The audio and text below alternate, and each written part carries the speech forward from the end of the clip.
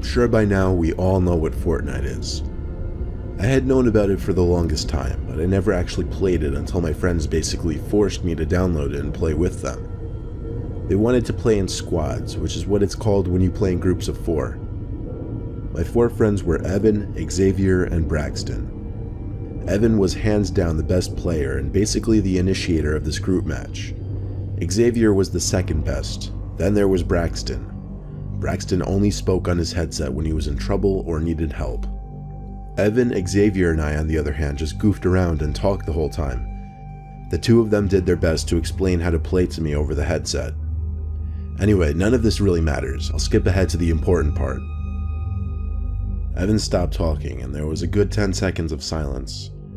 Then, Evan, who was leading us from one point to another, stopped dead in his tracks. His character just stood still for a while. Xavier turned on his headset, sounding annoyed, telling Evan to move.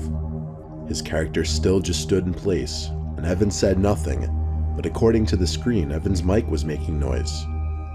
Then I could hear background noise that seemed to be coming from Evan's mic. Xavier, Braxton, and I were all telling Evan to move or we'd ditch him. But we all dropped silent when a horrific, almost painfully loud screaming came from Evan's mic. It wasn't like he was screaming into the mic, it seemed like Evan was somewhere in the background of the room. Then, a door slammed shut in the background, and the 3 of us were left not knowing what to say or do. I told the 2 of them I'd call Evan immediately, and turned off the console. I tried calling him 5 times, he never picked up though, so I decided to drive over to his house, which was 2 minutes away. I got to his house and saw no cars in the driveway, but the front door was open and the lights were on throughout the house. I let myself in, screaming Evan's name. Evan screamed back from somewhere upstairs. I followed the sound of his voice right up to the loft bedroom, where I found him hiding under the bed.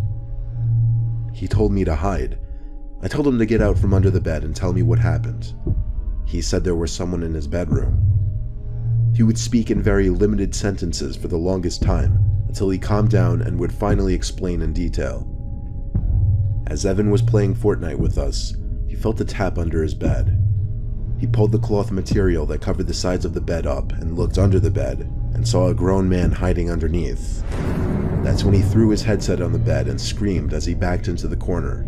He says the man emerged from under the bed as Evan was still paralyzed in fear in the corner, screaming. Then the man walked straight out the bedroom door, and that was the last we ever saw of him. At that moment, he didn't know if the man was still in the house or not, so he called the cops, not knowing what else to do. When they showed up, we didn't know what to expect from them. 2 cops actually showed up.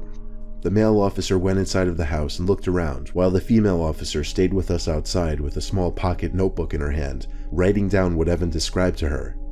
And just like that, the cops left. I stayed over Evan's house that night just to make him feel better. We all still play Fortnite together. I'm much better now.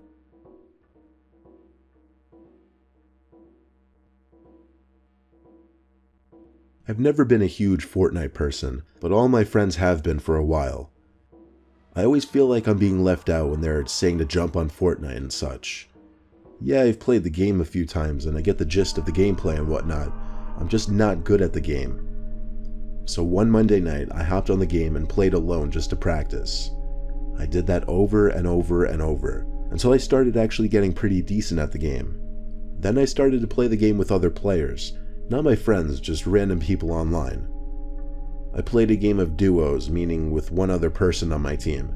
His gamer tag was BobRocket16 or something like that, with a few extra C's and E's or whatever.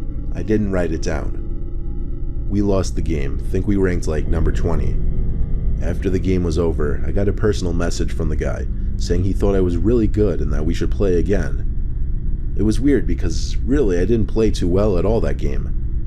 Nevertheless, I played another game with him. This time he turned on his microphone and was trying to talk to me. I don't have a gaming microphone, so I couldn't talk back. I could only hear him through the TV speakers. Based on his tone and what he was saying, he seemed to be getting annoyed that I wasn't talking to him. I heard him say things like, "Put your mic on," and "Stop being a faggot." Any thought of this guy being cool was gone at this point, and I thought he was just a straight up douche. I was gonna finish the game, but after that was it with this guy. He kept saying stuff, most of it incoherent simply because of my distance to the TV and the noise of the actual game itself. But then I heard him say my name. Not just my first name, my full name. When I heard this, I panicked and thought to myself, wait, is my real name displayed on my profile? But I realized, no, it couldn't be. The guy kept saying things over the mic, but I wasn't listening at this point. I went over to the console and turned it off in a panic. Just knowing that the sound of the guy's voice was gone now made me sigh in relief. I texted my friends and told them about it. They all seemed to think it was funny, typing their LOLs and LMAOs and whatnot. I put my phone down on the desk as I went on my laptop. The phone vibrated again. I expected it to be one of my friends, but it was an unknown number. The message was hi, and then my full name. I typed back, "Who is this?" The typing bubbles with the 3 dots came up for the longest time. I waited anxiously to see what this person was going to say. The message was, "Is this your address?" and then my actual address. I once again typed, "Who is this?" and then I lied and typed, "No, that isn't my address." The person never responded after that. I started accusing my friends of fucking with me. They all swore they had nothing to do with it though. Low-key, I didn't believe them, but I didn't bother feeding into it. I figured if it is them, the more reaction I give, the more kicks they get out of it. I went to bed ignoring my friends.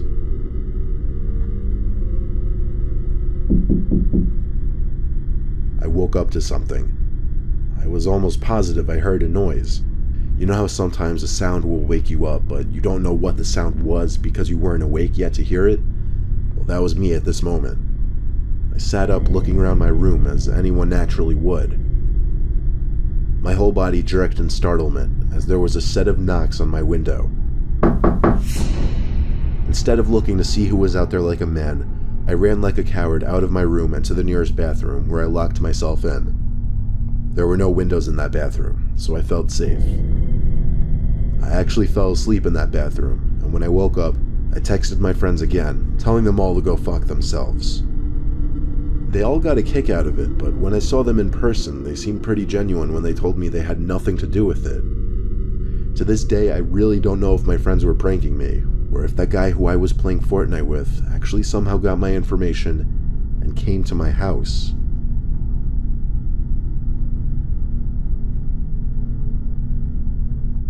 My 10-year-old son Chris had been playing that Fortnite game all day every day for the past few months, and it had been driving me insane. I would scream at him to go out once in a while. Instead, all I heard was that sound of that bus honking its horn every 10 minutes and constant gunshots coming from his room. Eventually one night at like 9 p.m., Chris came out of his room and shouted out to the kitchen that he was having someone over. I angrily asked him who. He said, "Some guy from Fortnite who lives around here." A fuse went off in my head as I heard this. Apparently he invited over some random person he was talking to on Fortnite. When I asked him how old, Chris shrugged his shoulders and said, "I don't know, he sounds kinda old." I started to freak out, knowing some random stranger who was probably well older than my 10-year-old son was coming to my house. I locked all the doors and turned on all the porch lights. I told Chris to just keep playing his game in his room and not to talk to anyone else. I waited around by the windows until a car pulled up in front of my house. It stopped and the headlights turned off. The door opened, someone came out and started walking up the pathway to my front door. I felt like my heart dropped into my stomach when I saw some middle-aged man, probably 40, mildly overweight, step into the light and then up the stairs to the front door. He rang the bell 3 times. I ignored it. Then he started pounding on the door for a bit. I ignored that as well. He walked down the stoop, looking up through the windows as he walked down the pathway. I made sure he couldn't see me. I thought for sure he'd go to his car and leave, but he went around to the side of my house, out of sight from the windows. He was actually going to my back door. I heard from around back the door being nudged, as he clearly tried to open it. I stayed put where I was. There were no other entry points to the house, so once he gave up, he would surely leave. When the noises from the back door stopped, I waited for 5 minutes in the kitchen, until I thought it was time to check. I wanted to hopefully get a look outside, so I shut the lights and lifted the blinds in the kitchen. There was the man's face, 2 inches from the glass, as he looked into the kitchen, or rather, he now looked at me. I screamed with a shake in my yell that I was calling the cops. I think that scared him off because he walked away, and I watched as he got in his car and left. I didn't call the cops though. Instead, I marched right to Chris's room and scolded him. I grounded him for 2 weeks for endangering not only the household, but himself. That meant no video games for 2 weeks, and after the 2 weeks, he would have to go 2 months without access to his wireless headset. Now that the 2 weeks are up, he's back on the game. I get sick to my stomach thinking about what would have happened if I wasn't home.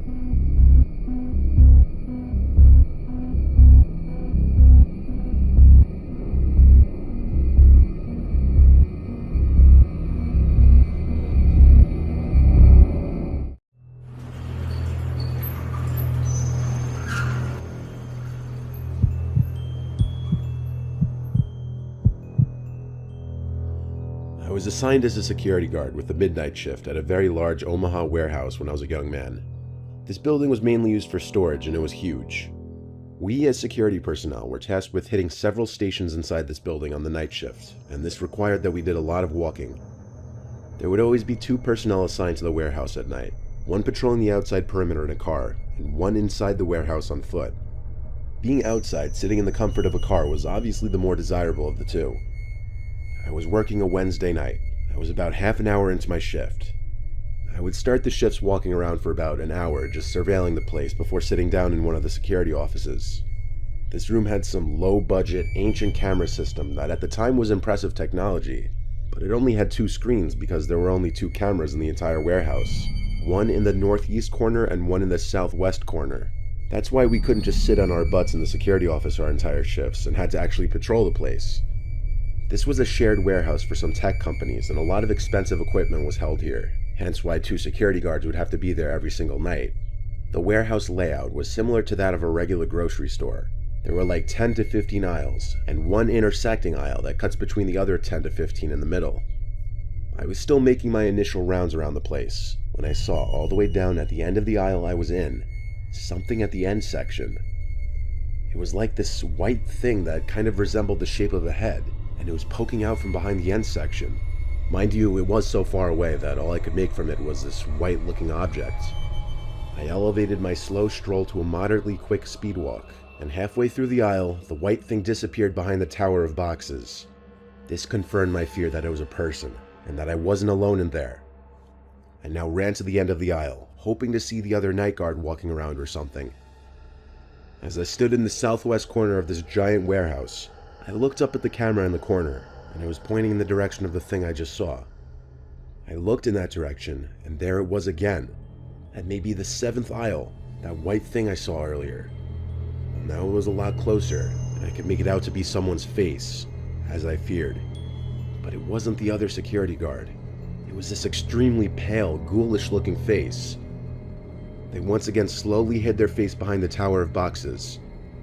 I walkie-talkied the other guard on duty, and he radioed back that he was in the car by the back section of the parking lot. He said roger that, he'd be here in 5. Getting off the phone with him, I was nervous to approach the aisle that I saw the person's head. Even though this is exactly what a security guard's purpose and job is, you never actually expect or anticipate seeing any action. I took a deep breath and ran to that aisle and stopped at the end of it to look down it. The person wasn't in sight. I figured they must have ran for it. So I ran halfway down hoping to catch up to them, but I stopped when I smelt this horrible putrid odor. It smelled like a dead, rotting carcass. I followed the scent until it became overwhelming, and I found the source of it. It was coming from this big wooden box that was different from the rest of the boxes. I pulled the lid off the box, and inside was a dead body laying in a pool of blood. The most shocking part of it was that it was missing a head. I walkie-talkied to the other security guard again, and yelled at him to call the police and report a dead body in the warehouse. I said this all while running as fast as I could to the back exit of the warehouse, struggling to get enough air. I threw up the second I made it out the door. I ran to the other security guard's car and sat in there with him, gasping for air.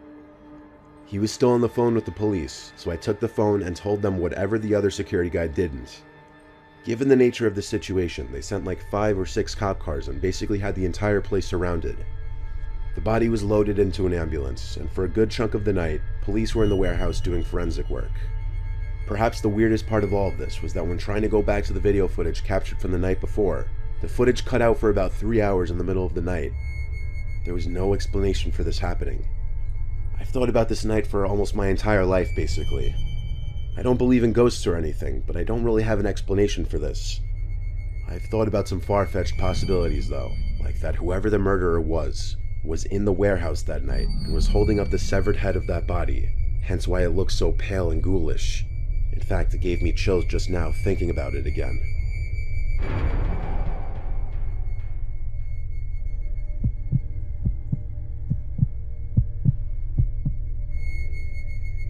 Several years ago, 2 friends and I heard from a mutual friend about this creepy abandoned warehouse or furniture store that was only a few miles from my house. One night while on a drive, the 3 of us decided to check it out. We parked at a Walgreens a few hundred yards from the warehouse and started walking towards it. As we got closer, my friend, I'll call him Jim, kinda chickened out and stayed back while me and my other friend, I'll call Mark, continued on. As we approached the right side of the building, it became very obvious that this place had been abandoned for a very long time. The front entrance was boarded up, and there were vines and ivy growing all over the building. Our mutual friend said that the only way in was through a busted-in wall in the back. We went around back, and sure enough, there was a broken-in narrow section of wall we could get in through. We stepped in, and it was completely dark. We couldn't see our hands in front of our faces, so we turned on the flashlights on our phones and looked around. There was trash and debris everywhere on the concrete floors.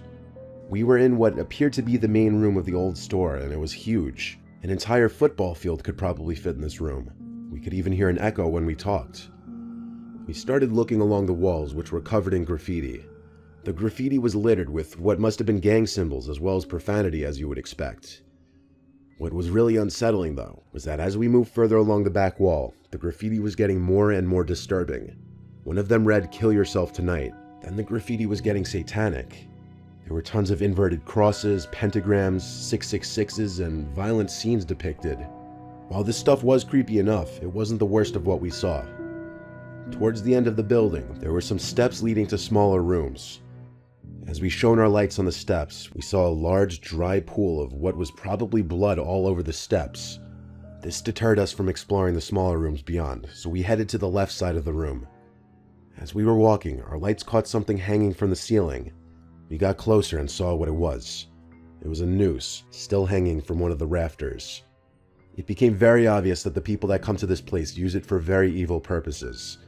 After that, we decided we'd spend enough time in there and headed for the hole in the wall we entered through.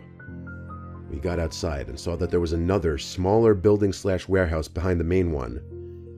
Despite the freaky things we saw inside, we were still curious and decided to check this one out too. One thing that was very odd was that there was a small room in the front of the warehouse that had no doors, only one window. Inside was a large inverted cross hanging from the decrepit ceiling. We came to the left side of the warehouse where the large garage-style entrance was. This building was similar to the first one. It was one large empty room with tons of trash everywhere. There was more disturbing graffiti. However, there were these holes at the base of the walls that were really odd looking. We shined our lights down them but couldn't see the bottom. What were these for? We had seen enough at this point and headed back outside. It was then that my friend Mark got a call from Jim. As he was talking to Jim, his face suddenly changed to a downright horrified expression. I said, "What's wrong?" What he said next sent a chill down my spine. "Someone else is here," he said. Before we could even turn to run, a white truck peeled around the corner at an alarming speed, heading right towards us.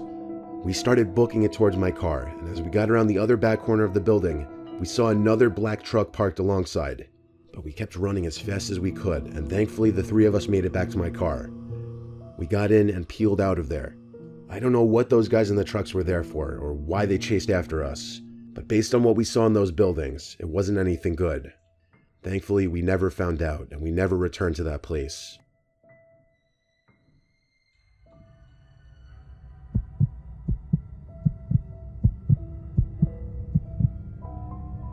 In my mid-20s, I used to be a party planner and event coordinator.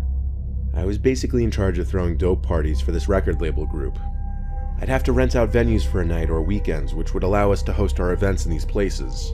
Usually we wouldn't pay until after the event, and the landlord or owner of whatever property we were using would take a cut of the profits. There was this one time that my group rented this big warehouse for an entire weekend, and we would be hosting parties Friday and Saturday night. Once the place was rented out, I had to do a lot of setting up, which included setting up tables for bottle service, setting up portable bars, and a DJ stand. A lot of work would go into these kinds of pop-up venues, but they were always extremely profitable. My buddy Jack, who was also on the event planning team, was helping me on the Wednesday before the party weekend.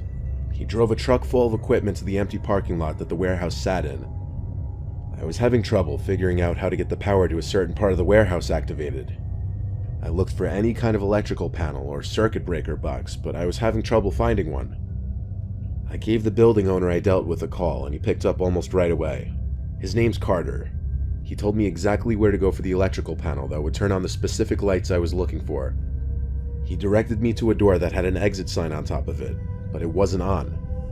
Through this door, I was in a very short, very narrow space with a door on one side which I presume led to the outside, and then a half flight of stairs on the other side. I was supposed to go down this half flight of stairs, which led to another tight space with a couple doors. This room was hard to explain without just seeing it for yourself. I'm 6'4", so I had to bend down a little bit just so my head wouldn't hit the ceiling. That's how cramped it was down there. This level had very dim nightlight kind of lights hung on the ceiling. Dim but enough light to navigate just fine. I found the electrical panel, and Carter told me exactly which switches to flip. Then I shut the panel door and turned the key to lock it, even though he told me to just leave the key in the lock. I thanked him and our call ended. I heard a loud and obvious buzzing sound that would be going off in spasms. I followed the sound of it to a door leading to a pitch-black room. Pulling the door open was hard as it scraped against the concrete floor. There was this red light in the top corner of the room that synchronized with the buzzing sound.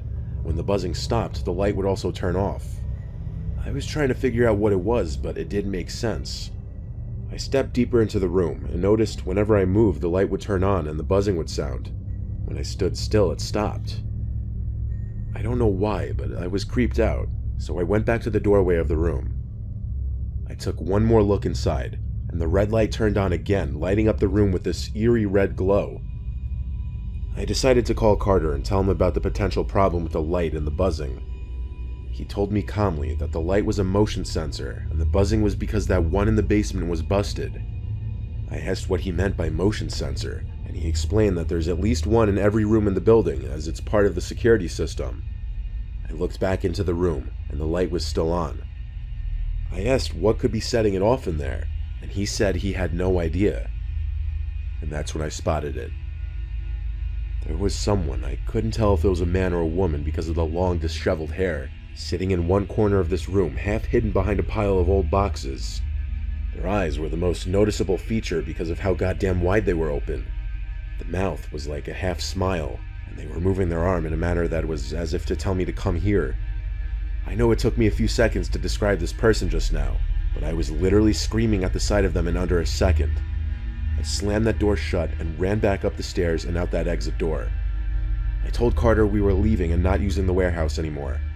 I didn't ask any more questions after that. I didn't care, it was his problem. I yelled at Jack to get everything he could back into the truck. We collected our stuff as quickly as possible, loaded the truck back up, and left. I didn't even bother locking the door to the warehouse. I just wanted to be far away from there. I still today don't know what to make of it. The Carter guy seemed so weirdly calm about my telling him about a deranged-looking person in the basement of his warehouse. Thinking back, that light was probably going off because of that person sitting in the corner waving me over, or doing whatever the hell he or she was doing with their arm. It was a truly nightmare-inducing, horrible experience.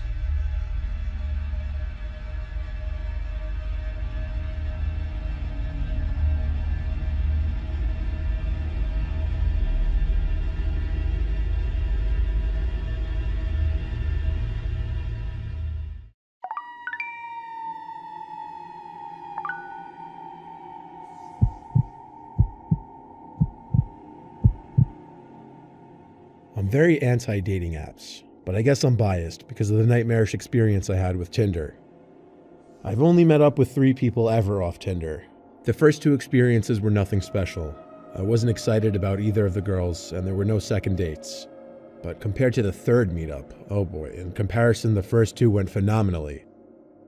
I matched this brunette girl named Annette. She had up 4 pictures, 3 of which she was posing alone in what looked like her backyard. The 4th one was in front of a pond.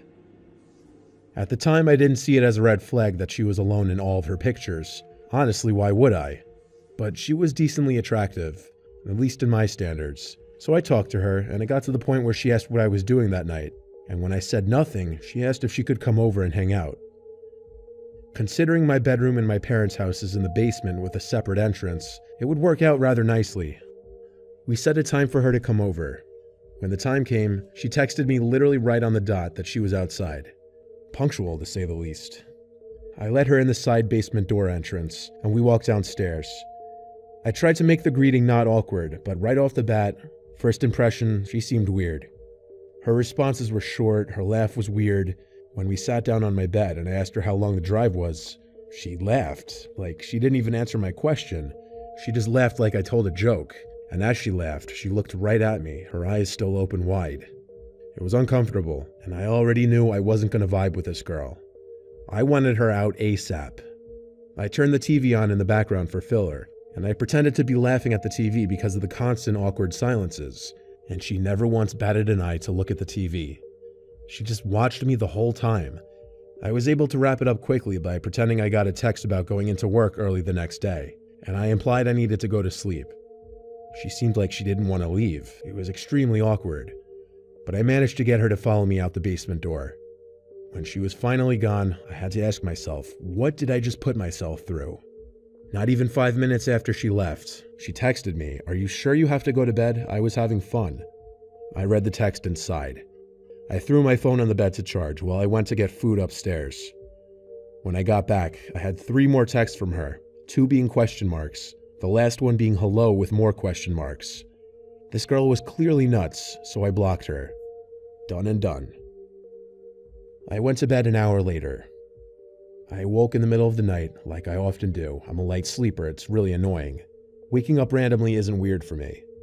I instinctively felt around for my phone to check what time it was, but my phone wasn't by its normal spot on the ledge charging, and I 100% remembered putting it there. So I got up and started looking around for my phone. I turned on the bedside strip of red LED lights I had hung on the wall to light up the room just a bit. I couldn't find it though, and I'm kind of the person who will let that bother me until I find it. I went upstairs to grab the landline phone and bring it down so I could call my number.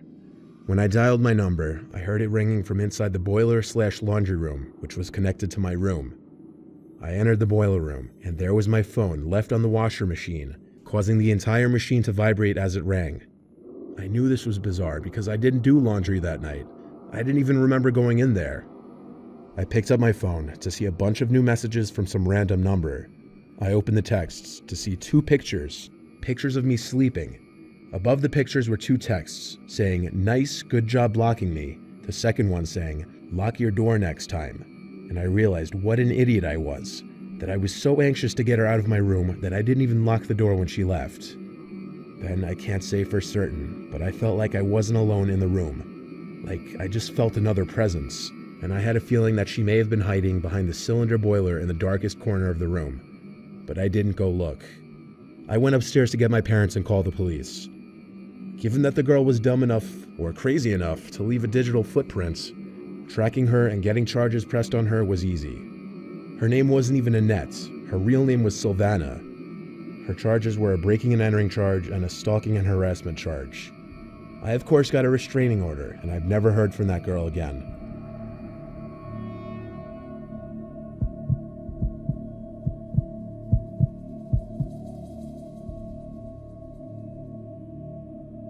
I've tried all the major dating apps, and I never really have much luck on them. My friend told me he was having luck on this app, Hot or Not, so I gave it a try. And right off the bat, I was getting a lot more likes, albeit from girls I didn't really find attractive at all. Still, on my first batch of free swipes, I matched this one cute blonde girl named Julia. I'll spare the details of our conversation, but it went excitingly well. It was one of those rare matches where the girl was attractive and very receptive to my messages, seeming like she was actually enjoying talking to me. We quickly moved to Snapchat. I asked her for her number, but she said let's talk on Snapchat instead. I was fine with that. I added her on Snap and she added me back. Her Snap score was low, like under 1,000, so right away I was suspicious and upset that this may have been too good to be true like I thought. She messaged me, and I messaged back being blunt, asking her to snap a selfie of herself just for my safety. I told her there's a lot of catfish profiles going around, so I can't be too careful.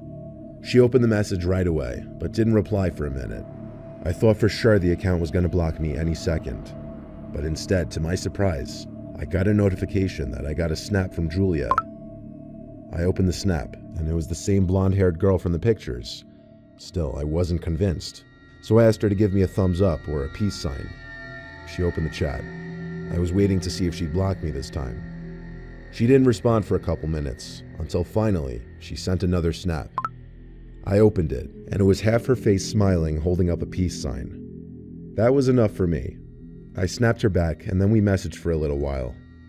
We eventually made plans to hang out. She invited me over to her house, which was across town, not too far away. She said she was home alone and that it wouldn't be a problem. She gave me an exact address.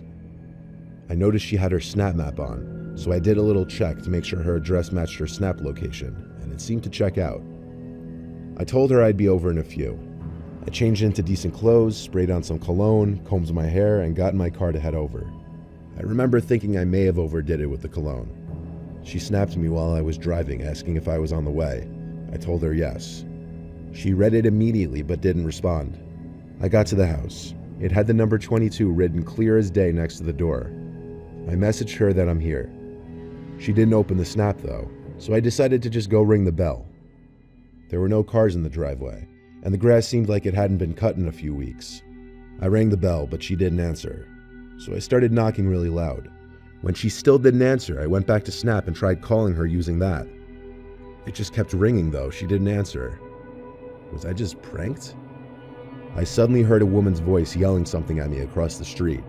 For some reason, I imagined it to be Julia at first, till I realized it was an older woman yelling, "Excuse me, what are you doing?"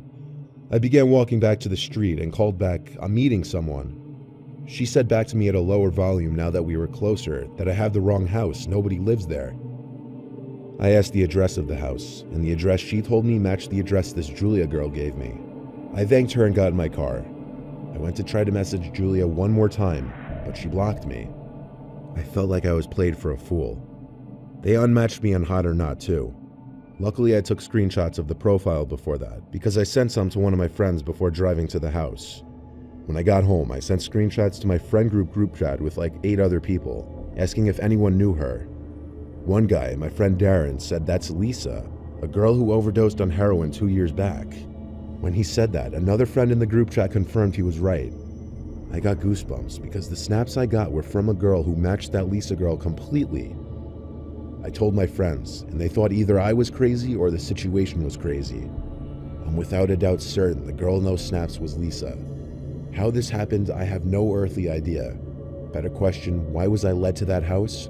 I can't even try to imagine.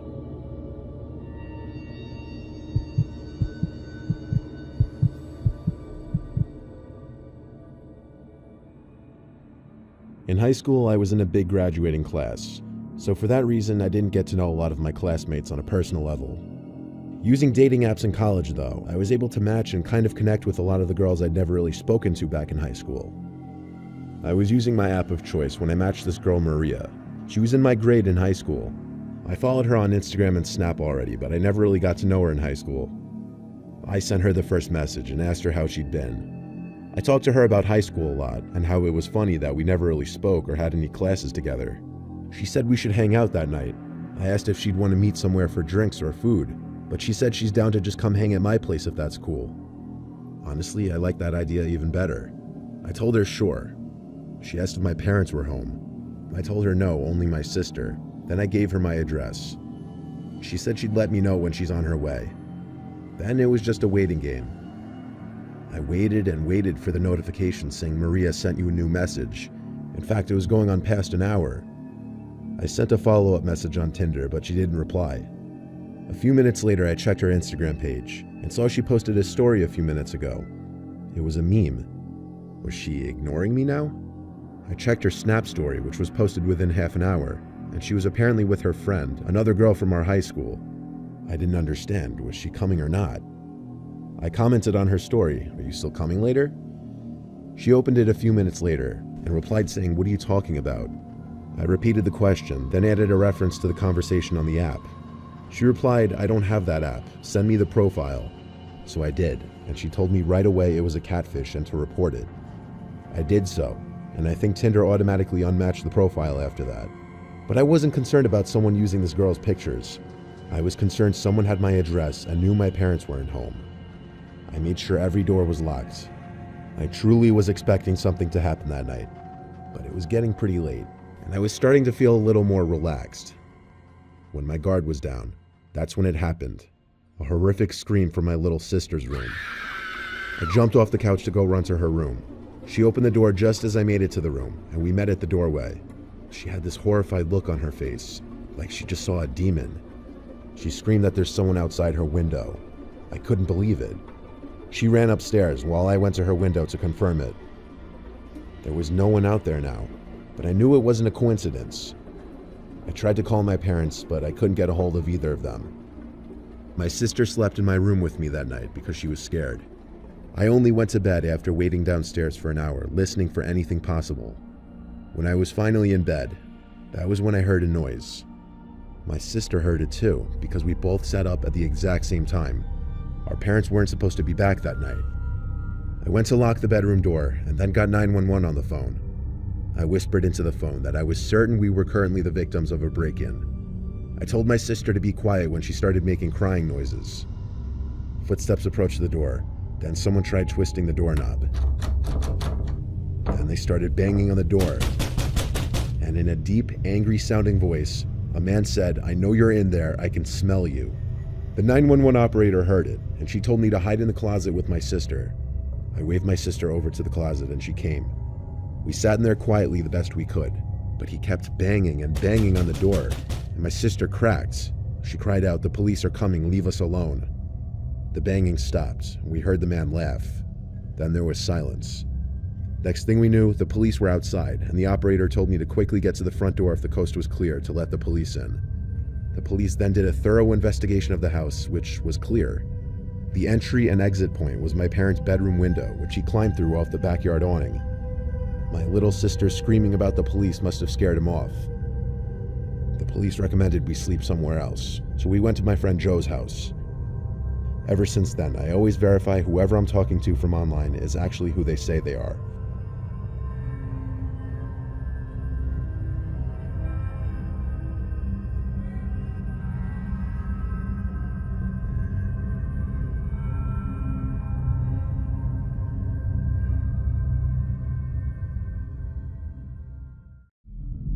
This video's theme is restaurant stories because of today's sponsor, Factor 75, which is a service that lets you skip all the shopping, cooking, and cleaning by delivering fresh, never frozen, dietitian-approved meals right to your doorstep.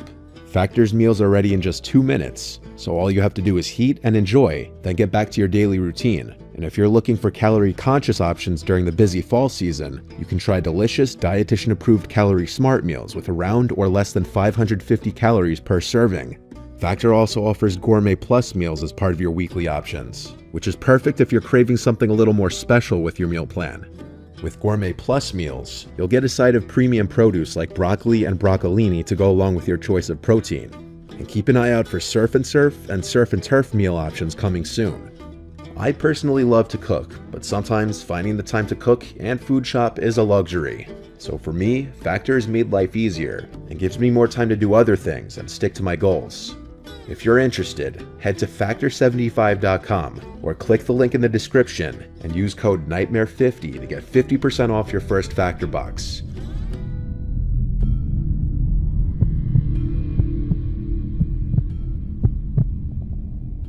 When I was 25, I went on a solo trip to Rio de Janeiro.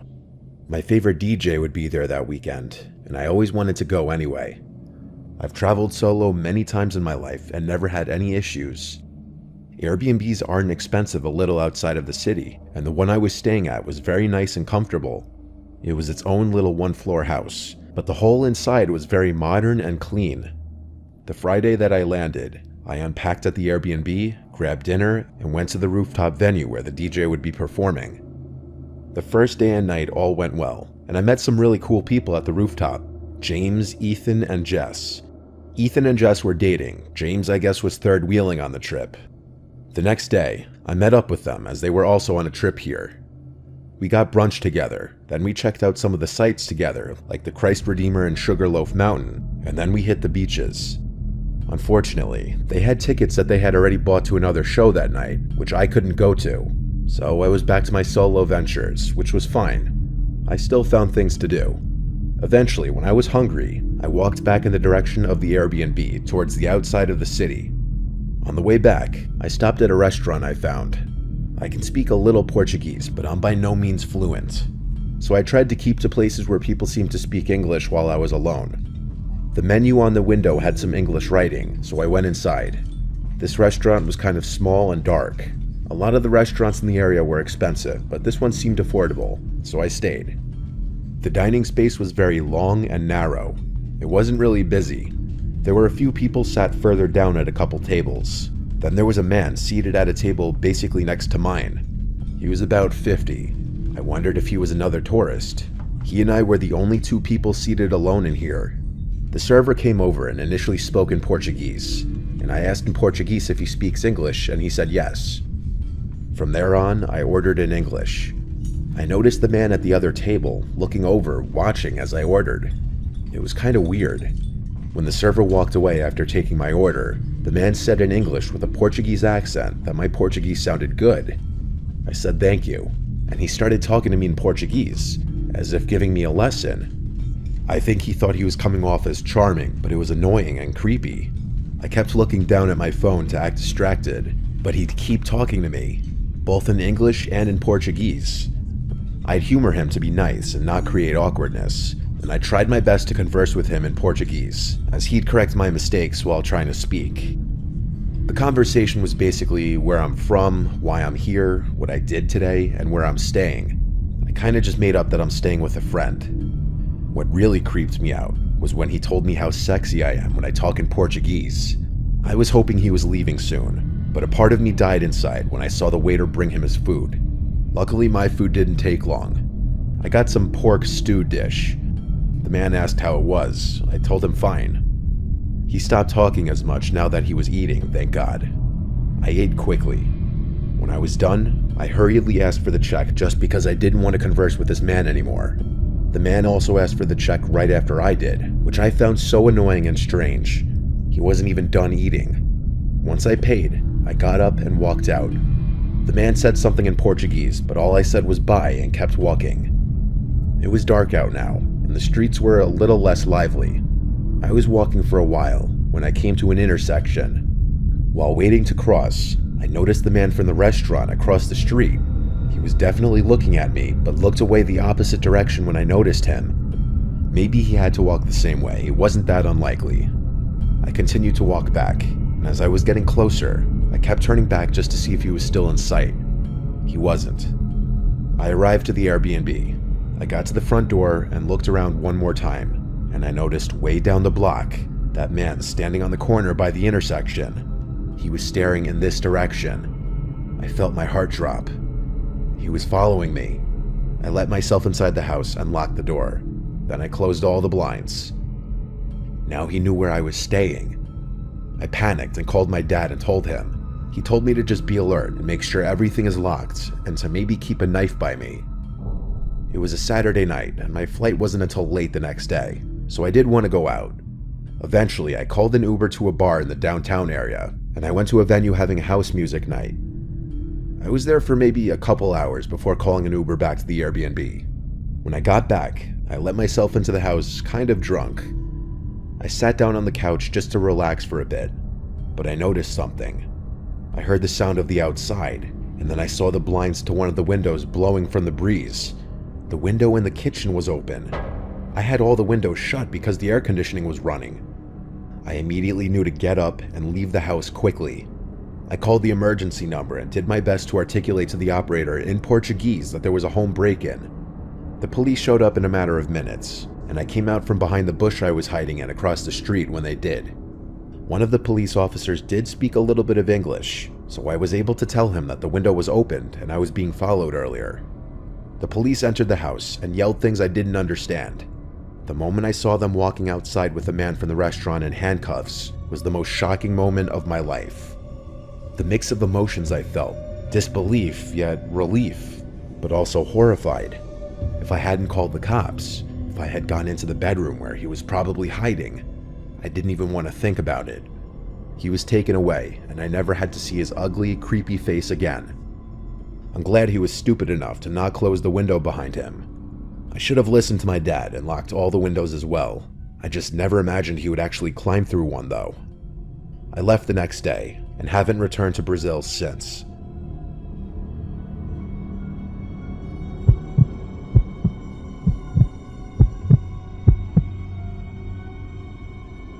It was the holidays.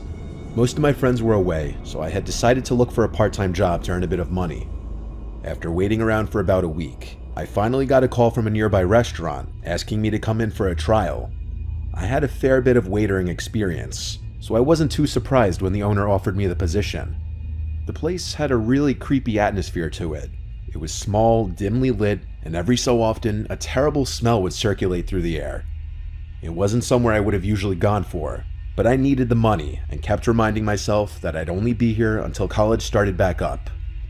Anyway, it was around 10 p.m., and I was out the front by myself, cleaning the cutlery while I waited for the last table to leave. It was a table of 4 big guys. They were pretty rough looking. In fact, if I passed them on the street, I would have assumed they were homeless. Half an hour passed, and they finally got up to leave. I smiled as one of them came to the register to pay. "That's $42.50 altogether," I said. He immediately handed over a bunch of crinkled notes with a big grin on his face. Unfortunately, I had seen this kind of look before, and braced myself for the cheesy pickup line. He said to me, "You doing anything tonight, cutie?" bringing himself closer to the register. "Thank you, have a good night," I replied, trying to make it clear that I was not interested. He laughed and walked out the door, mumbling something under his breath as he went. As soon as he was out of sight, I quickly cleared the dishes, cleaned down, and got changed out of my staff uniform. I waved goodbye to the last kitchen hand as I walked out the door and into the night. My house was only a couple of blocks away, so every night I walked to save gas. I had only walked for about 5 minutes when a loud whistle startled me. I looked off into the direction it came from and froze in fear. It was the same guy from the restaurant. He was on the opposite side of the street, signaling for me to come over with a large grin on his face. I took a pause before my instincts kicked in, and I started to quickly walk away.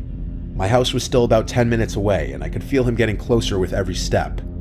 Terrifying thoughts were racing around in my head, knowing very well that this could end badly. I turned the corner and started to sprint down the footpath. I felt tears gather up in my eyes as loud footsteps followed closely behind me. I didn't look behind out of fear, when all of a sudden a hand firmly grabbed my shoulder and yanked me backwards. I turned to see the man. His face was red, and his grin had morphed into a furious expression. He put his finger up to his lips. "Don't scream or I'll cut you," he whispered. At this point, I was ready to accept my fate, when out of nowhere, I felt a sudden burst of rage explode inside of me. I grabbed his face and dug my nails deep into his eyes. The man let out a loud, horrible noise as he clenched his face in pain. I took this chance and made a run for it. I ran all the way back to my flat, and after struggling to put the key in the door, I managed to get inside. As soon as I shut the door, I collapsed down onto the ground out of exhaustion and started to cry. My roommates all rushed down the stairs to see if I was okay. After walking me to a couch, I explained what happened. They were all shocked, whilst at the same time happy to see that I escaped from the man. I rang up the restaurant and quit the next day. It was a shame, really. The owners were so kind, and I really didn't mind the place. But I was too terrified to return, knowing that that man could be waiting for me. I've started back at college now, and I'm slowly recovering from that incident. Sometimes I do get nightmares just thinking about what may have happened if I hadn't attacked that man like I did.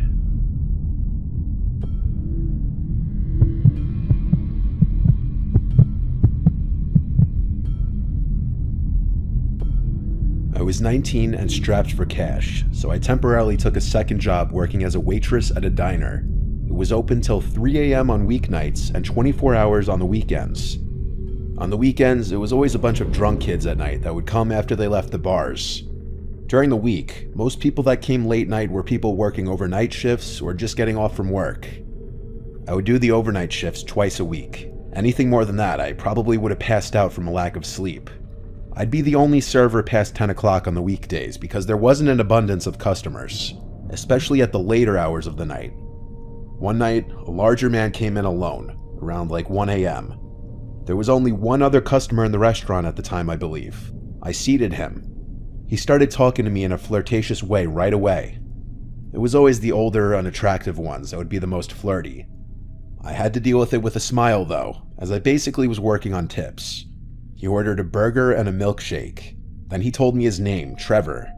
Trevor would keep staring at me from across the diner as I would be sitting doing things on my phone. He was the only customer left at this point now. He called me by my name over to the table. I went over with a smile and he asked for the check. He left after paying, and when I went to collect the tip and clean the table, I noticed along with the $5 tip, he left his number and a winking face on the bill. Gross. I crumpled it up and threw it away. I thought that was the end of Trevor and I's story, but it wasn't. A few nights later, in came Trevor again, super late at night when no one else was in the place. I greeted him and sat him to a table. He actually hit me with a "how is my favorite server doing tonight?" which was odd considering I only served him one time. He again started some conversation with me, and I was way too exhausted for this, but I had to put a smile on my face and entertain it. I thought maybe this time he'd give a better tip if I acted interested, but that backfired because he mistook my friendliness as interest and invited me to come on his boat sometime. I asked what kind of boat it is to play along, and he showed me a picture of this tiny little thing that could barely fit 2 people based on the looks of it. I said, "Oh wow, my dad has a boat too."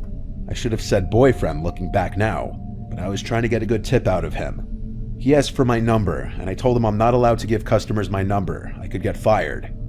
He actually believed this, but after he left, he once again left his number on the bill, this time with a note saying something along the lines of, "I bet you were just shy last time. Don't be shy this time, you can text me.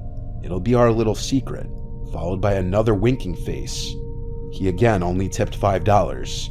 This guy was a creep who didn't even tip well. I hope to not see him again. But this wouldn't be a story if I didn't. He came in the next week on another night I was working. It had to be like 2 a.m., and it seemed like he'd always come in right as the place would become empty. Almost like he was sitting in the parking lot, waiting to come when I wouldn't be serving any tables. This time he came in, and the first thing he said was, "You don't call her right?" But he didn't say it with a smile, he said it with a serious face. I told him I'm really flattered, but I really can't text customers. He didn't say anything, he just walked out. I was relieved, honestly. I'd rather he just stopped coming in. The next day, while at my other job, I got a text from one of the other waitresses asking if I knew who the fat bald guy was. I said, "Yeah, he's so creepy. Why?" She told me that he asked for my full name. I asked her if she gave it to him, and she said yes. I was honestly really upset, and this made me uncomfortable. She said that he claimed he just wanted the name of the really amazing waitress from last night. Later that day, I got a text.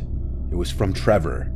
He said, "Hey, it's Trevor, your favorite customer. I know you said you can't give your number out, so I took it upon myself to get it myself. Now you didn't break any rules, haha."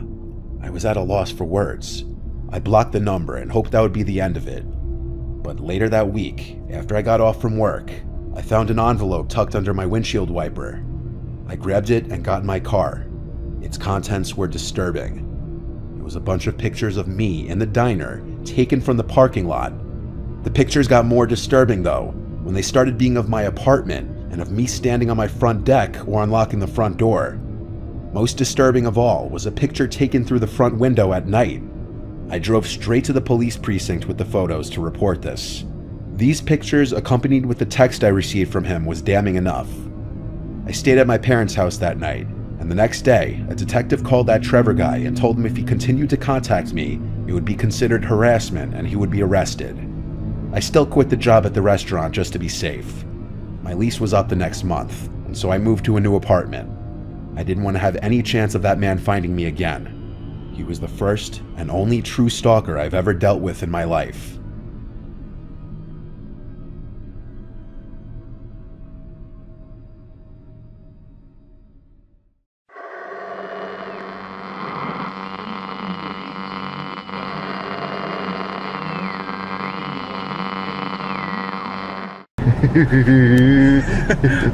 Se jævla mørkt det. Jeg ser jo ikke noen ting.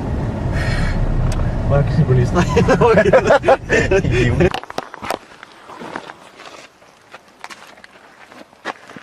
Så du hvor det ble, eller?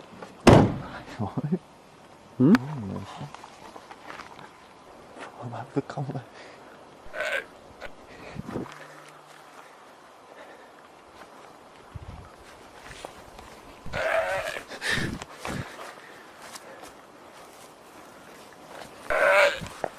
Just det.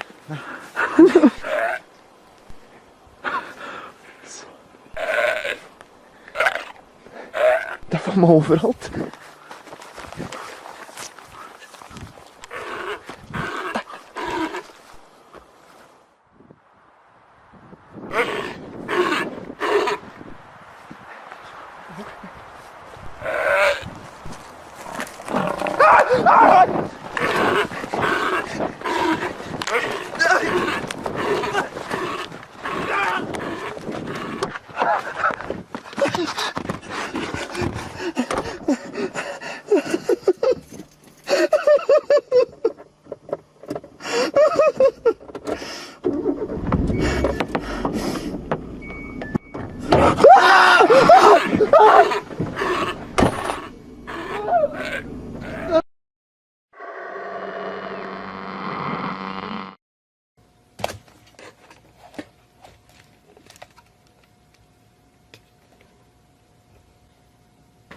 Hi, yeah, I'm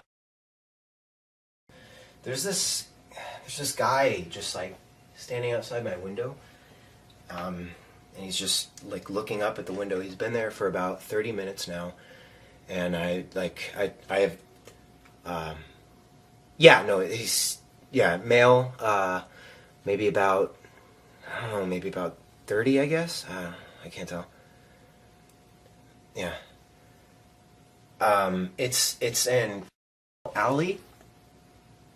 My address is street. Yeah. Yeah, and he's just,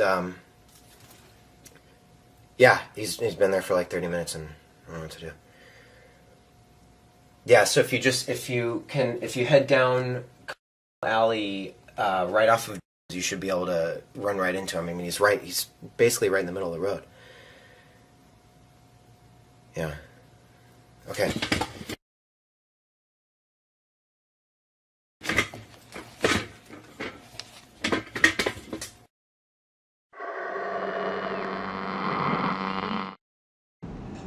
He won't even drive the truck by himself drunk. You think you're gonna Turn the lights off. So catch him and film the car? Yeah. So if we're out of beer, they got. I guess lock the door. All right, so they're back there. So Where are these fuckers at? Where are they at? let me go piss and then we'll go. Hey, faggot. All right, let's go. Let's go. Would Come on. film a fucking dude while he's pissing. Come on. Salem stuff. Come on. All right, let's do it. Nice, cool. Yeah, that's cool. All right, come on. We should see the car way before we get to it. What's on the road up? What is that? Where? Something on the road up here. Put your brights on. Put the brights on. What the fuck? Turn your brights on, dude. What the? That's a fucking person. Is that a, what the fuck? That is a fucking girl. What the fuck, dude?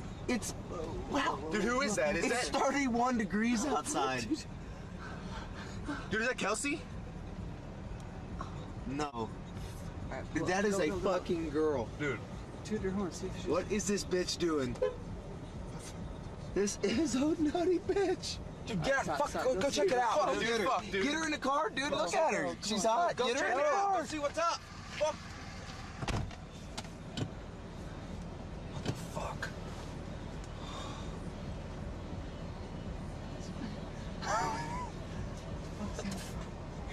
What the fuck is he doing? Get the fuck out! Go! Get the fuck out! Go! What? Get What? the fuck What are you out! talking Go! about? What? Go, dude! Hey, go Get help the that fuck chick out! out, man. What are you doing? No, dude, get the fuck out of here, man! You don't fucking know, man! Get the fuck out! Here, go! Are you fucking retarded? What the fuck? What the fuck? Get out the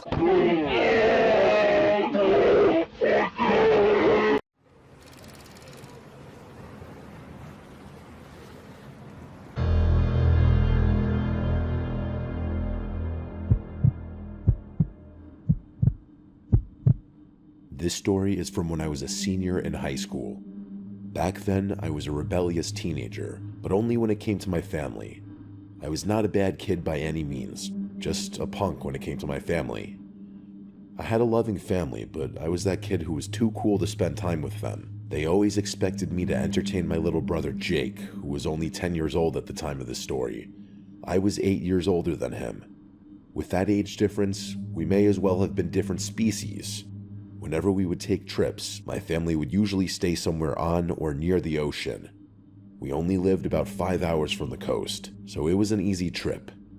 This specific year, they decided to take a trip to Maine.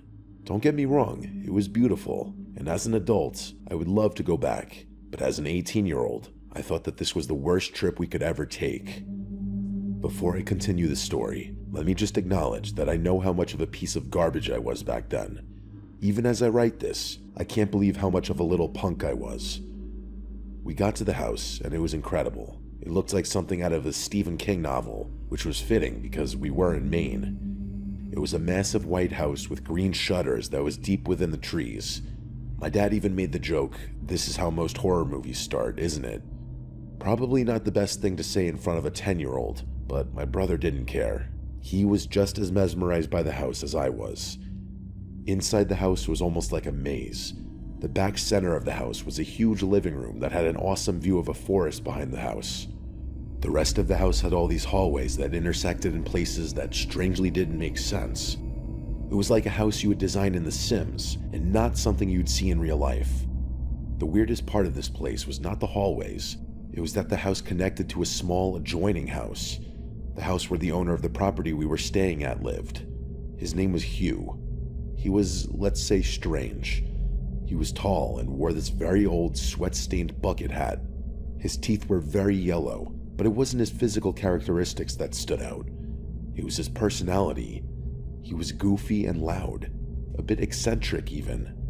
He welcomed my family and acted very friendly toward us. He kept referring to how kind folks from Maine were. My family's polite and nodded along with him while he was talking to them. He told us that he was right next door if we needed anything, and other than that, we wouldn't hear or see him for the entire week. We weren't thrilled about having this person basically in the same house as us, but there was nothing we could do now, and we just decided to make the best of it. Well, my family decided to make the best of it. I was being the worst and telling my family that I wanted to leave. I was looking for any excuse to leave and come home. The first morning there, while we were eating breakfast, my parents told us that we were going on this great hike. I told them that I didn't want to go. After a little back and forth, they decided to let me stay at the house, and the three of them were going to go on the hike. The main reason I didn't want to go was that right before vacation, I had just started dating this girl Danny, and I wanted to talk to her. I knew if I went on the hike, I wouldn't get service, so I ditched my family to text my high school girlfriend. I was telling Danny about the house and sending her pictures of the weird layout. When I told her about the adjoining house, she didn't believe me. I told her I was going to send her a video to prove it. At the end of one of the hallways was a door. I sent her a video telling her that behind that door is Hugh's house. She still didn't believe me, so I sent her a video.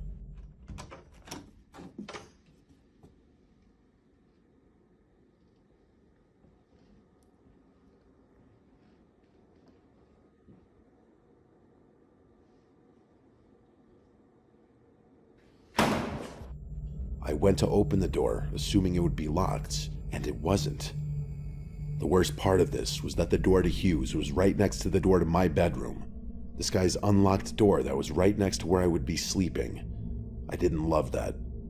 I ended up walking inside Hugh's house while on FaceTime with Danny. It was just a normal little house. The room I was in had a TV and a couch, nothing spectacular. I heard a door shut from somewhere in the house, and I panicked and ran back to our side of the house. A few minutes later, Hugh was knocking at the door. He was still cheerful and goofy and asked why I was recording videos of his house. I tried lying and telling him that I was just lost, but he didn't believe me. He also didn't seem that mad. He told me that he had cameras in his house and he got alerted to one of the doors opening. When he checked it, he had me on video flashing my phone all over the room. I just told him the truth after that, and he laughed. He made some weird comment about how nobody in Maine locks their doors. I laughed awkwardly and said I had to go. He left, and you better believe I locked the door. Maybe people in Maine don't lock their doors, but where I'm from, you lock the doors and check twice.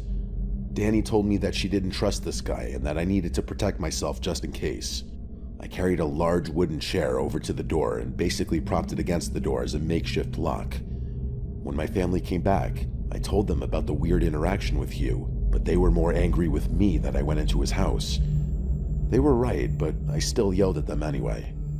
My parents had only been back for maybe 30 or 40 minutes and told me to get ready because we were going out for dinner.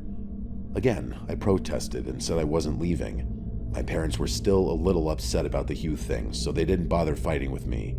They told me that they would bring food home for me. Not long after they were gone, the sun went down.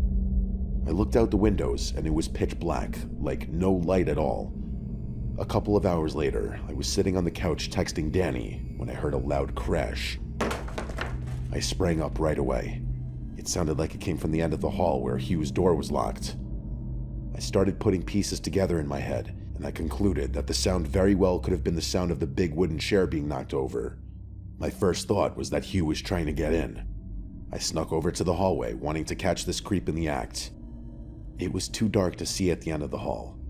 I flipped the light switch, and the chair was knocked over, and on the ground next to the chair was a backpack that wasn't mine. I ran to the screened-in front porch, locked the door that led to the inside of the house, and made sure the screen door to the outside was locked. I know it's not exactly a fortress, but it would at least give me time to make a move if I needed to. I sat in the fetal position on the ground under a patio table. I didn't know what to do, and of course, I left my phone in the living room where I was texting Danny. I heard footsteps coming from inside the house.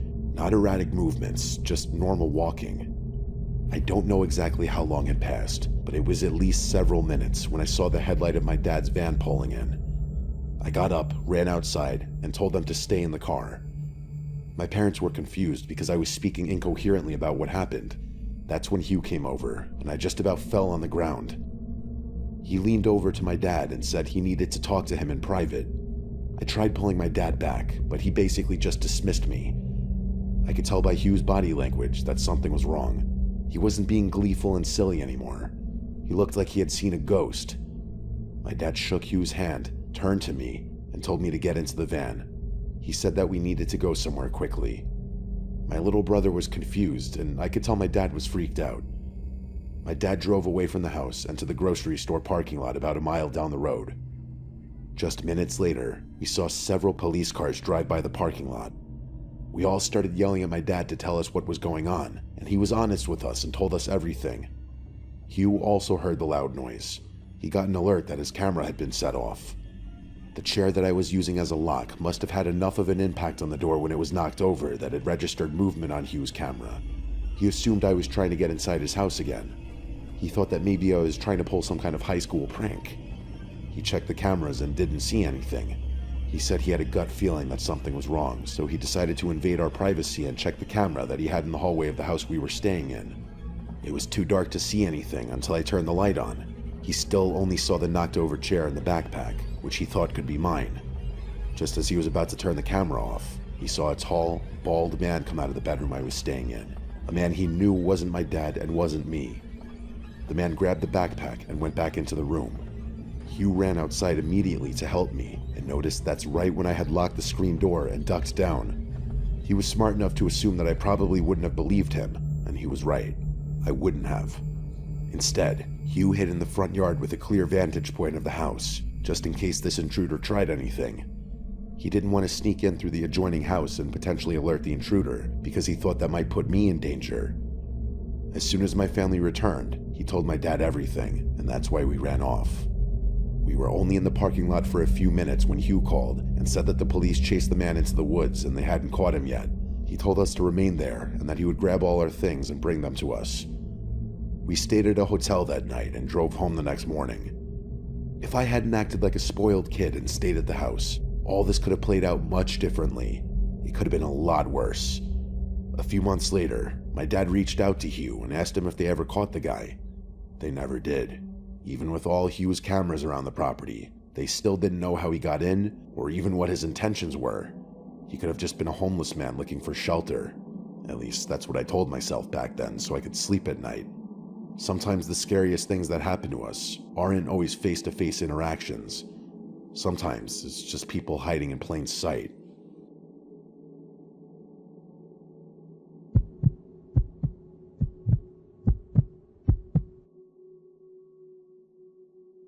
Every year, my family goes on this epic vacation together.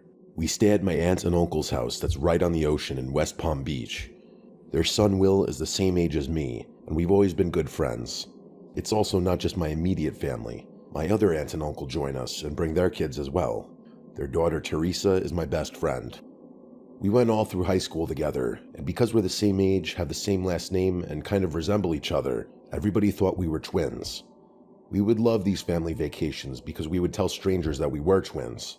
As we got older, Teresa, Will, and I would party like rock stars on these family vacations. We would spend the day on the beach with the family, but at night, Will would take us to bars and clubs. Because he was the local boy, he knew all the hot spots. On one specific family vacation from a few years ago, the three of us witnessed something weird, something that still bothers me and freaks me out to this day. Teresa and Will aren't so freaked out. They think what we witnessed was some kind of prank or just a weird occurrence. I'm just not so sure. The trip was like any other West Palm family vacation.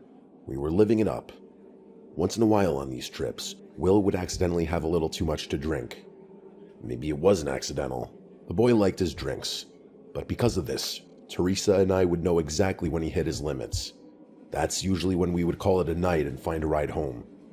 I was always responsible for us getting home. I would only drink to a certain point, and then spend the rest of the time making sure that Teresa and especially Will didn't end up in a ditch somewhere. On this specific night, Will started getting a little rowdy in one of the bars. He kept saying that because he was a local, he could run his mouth, but that's not a thing. He was making a lot of people inside the bar mad, and he ended up getting thrown out of the bar we were at. And I mean, he physically got thrown out of the bar by the bouncer. He was mumbling a little bit, but he was fine. He didn't hit his head or anything. I think his self-esteem was hurt more than anything. I told Teresa to watch him while I tried to find us an Uber or another way home. He kept calling me a buzzkill, and that's kind of how I knew it was time to go. I secured us a ride that would be there shortly. While we were waiting, I called my boyfriend and just told him about the night we were having. He laughed and told me to call him when I got back to the house. Just as I hung up the phone, Teresa ran over to me freaking out. She said she wasn't paying attention to Will while she was on her phone, and he got up and wandered off. The boy was in no condition to wander anywhere. I tried calling him, but his phone kept going right to voicemail, which is right on brand for Will. After a few minutes of running around the streets yelling his name, I heard Teresa shout at me that she could see him. Thankfully, it was Will. He was walking in a very crooked line and heading towards the swamp or forest or something. I don't know what you would call it in Florida. I don't know the difference between what qualifies as a forest or a swamp. It was a heavily wooded area with a lot of mud and dirt. I'm going to refer to it in this story as a swamp because I feel like that's more on brand for Florida. Anyway, Teresa grabbed him before we entered the swamp and started giving him a verbal beatdown. Will was laughing and acting like a toddler. As soon as Teresa let go of Will, he sprinted into the swamp. I don't know if it was adrenaline or rage, but without thinking, we sprinted into the woods after him. It only took us a little while to catch up.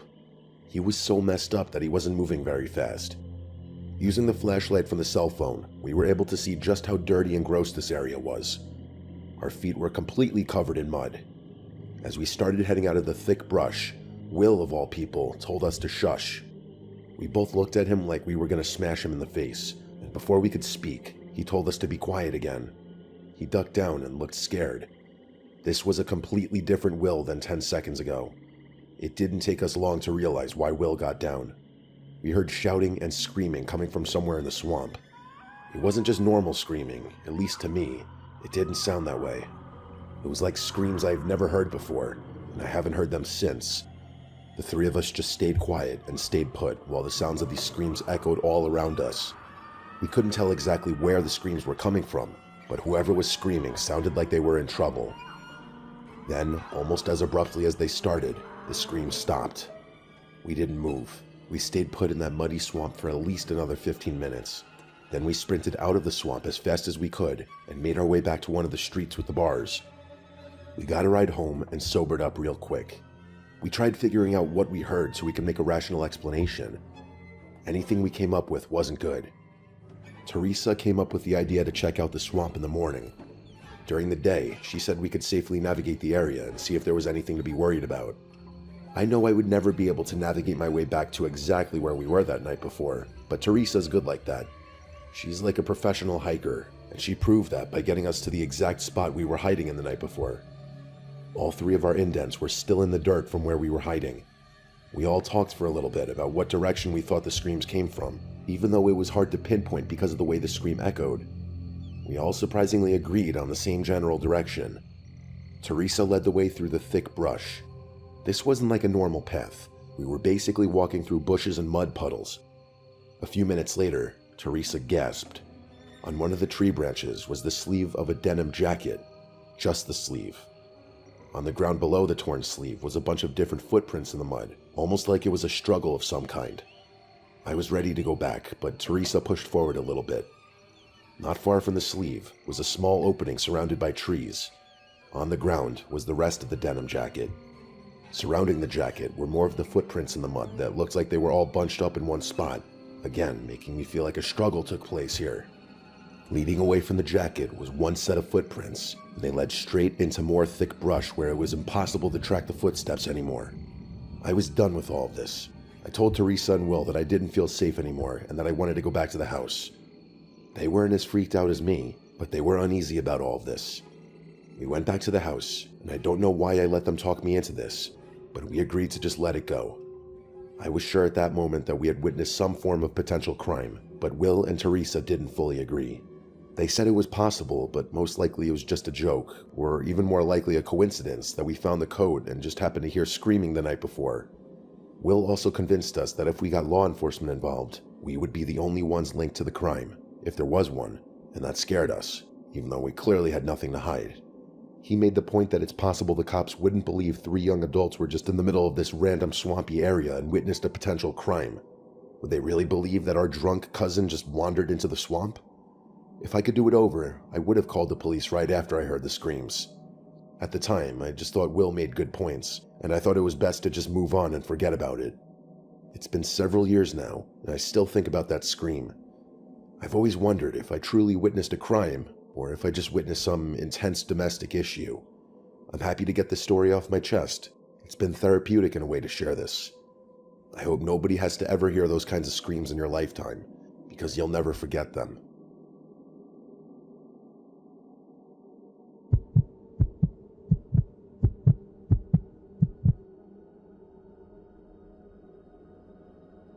This story I'm about to tell you happened to my girlfriend and I last summer. It was the first time we were able to travel together as a couple, and we were excited about it. She came with me one time on a family vacation, but that's not the same as being alone together, so this felt like a memorable and important next step. The trip ended up being memorable, but not for the right reasons.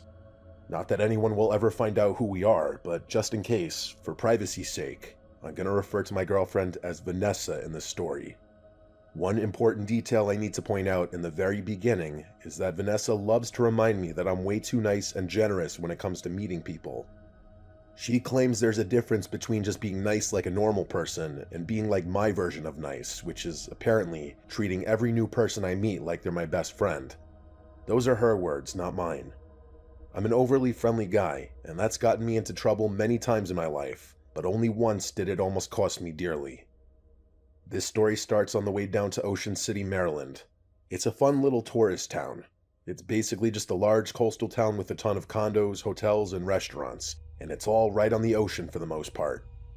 I used to travel there with my family when I was a kid, and this was the first time I visited as an adult. When we were about 20 minutes away from the condo we would be staying at, I decided to pull over at a gas station and fill up the tank, as well as grab a few drinks. While I was inside, a guy who later introduced himself to me as Henry bumped into me. He turned around and started apologizing like crazy. I put my hands up and assured him that it was completely fine and probably my fault anyway. Henry was a good-looking guy. He was wearing a pink and black button-up shirt, and it was mostly unbuttoned. He had kind eyes, and he made direct eye contact while we were talking. He was probably in his late 20s if I had to guess, but I don't know for sure. We talked for a minute or two while we were in line, and I told him that we were headed to Ocean City. He lit up and told me that he and his girl were also heading to Ocean City. I got excited and told him the name of the condo that we were staying at, and he smiled and said he thinks he knows where that condo is, and he's pretty sure that they're located right near us. I was excited for this genuine interaction. I get excited meeting people and making friends. One of my weaknesses is not being able to see the flaws in people. I think it's a strength, but Vanessa thinks it's a weakness, even though she loves that about me. Henry asked me to exchange numbers, and I did without hesitation. I told him that I'd give him a call sometime during the week, and we could link up at the beach or maybe grab dinner one night. We gave each other a bro hug and went our separate ways. When I got back in the car, Vanessa knew right away that I must have made a new friend because of the way I was acting. I told her the story, and she just rolled her eyes. We got to the condo that afternoon and just had a relaxing evening in the room that night. Our room was on the 5th floor, and it overlooked the ocean. We sat on the balcony and admired the view until we went to bed. The next day, we went down to the beach early. We're both early risers, so getting up early is no issue. We set up our chairs a little after 7 in the morning and drank our coffee on the beach. A few hours later, I heard someone shout my name from behind me. I turned around, and Henry was waving at me with a woman following him. She was not like Henry. He was mirroring a lot of my mannerisms and energy, and she looked miserable. She was pale, most of her face was covered by these huge sunglasses, and the rest was shaded by a huge sun hat. She was also wearing leggings and a button-up long-sleeve shirt. She was also carrying this large tote bag that looked empty. This was a woman who did not like the sun. She didn't say much. Henry introduced her as his woman friend, Sarah, and she just waved and gave an unenthusiastic smile.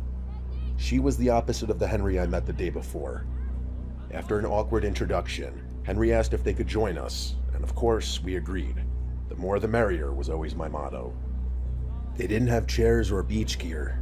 Henry just plopped himself in the sand while his woman friend stood there. I got up and offered her my chair, and she was hesitant for a second, but then took the seat.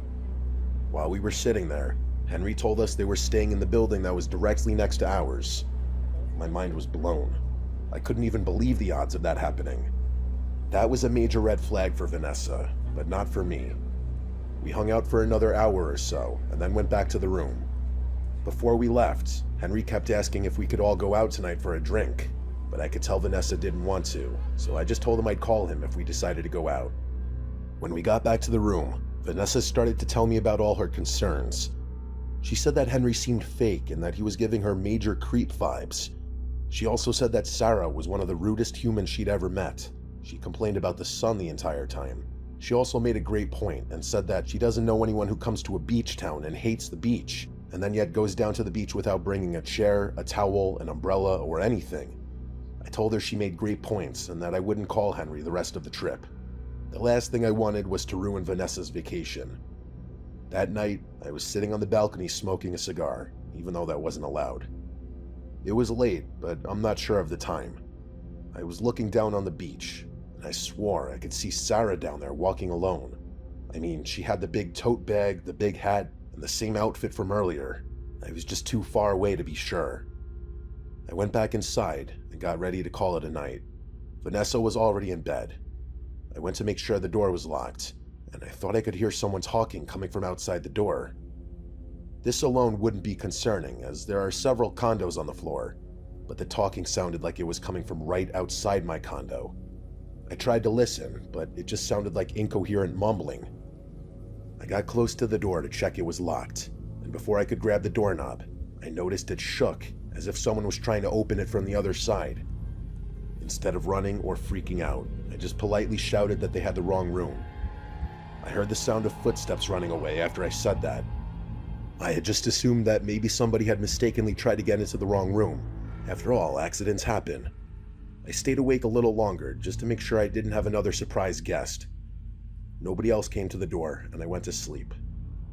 The next day, the same thing happened. Henry and Sarah seemingly came out of nowhere and joined us on the beach. They were wearing the same clothes again. Normally, that wouldn't be weird on the beach if you were wearing a bathing suit or something, but Henry and Sarah were not wearing bathing suits. He was still wearing the same outfit I saw him wearing at the gas station, and she was wearing the same outfit as the day before.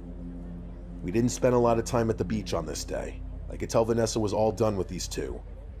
I politely told Henry that her and I were going to go back to the room for a while and then have a romantic dinner out. I told him that I'd text him if we were down to grab a drink later. He seemed overly excited for some reason and let us go. While we were getting ready to go out, I looked out the balcony and I saw Sarah standing on the ground where the beach meets the patio of the condo building. She wasn't facing the building, she was facing the ocean. It was weird that she was in front of our building and not where they were supposedly staying. But the weirdest thing was that Henry was nowhere to be found. She was by herself. I watched her for a little while, which made me feel like a creep. A few minutes went by, and Henry emerged from what looked like the bottom of our building. I watched him go over to Sarah.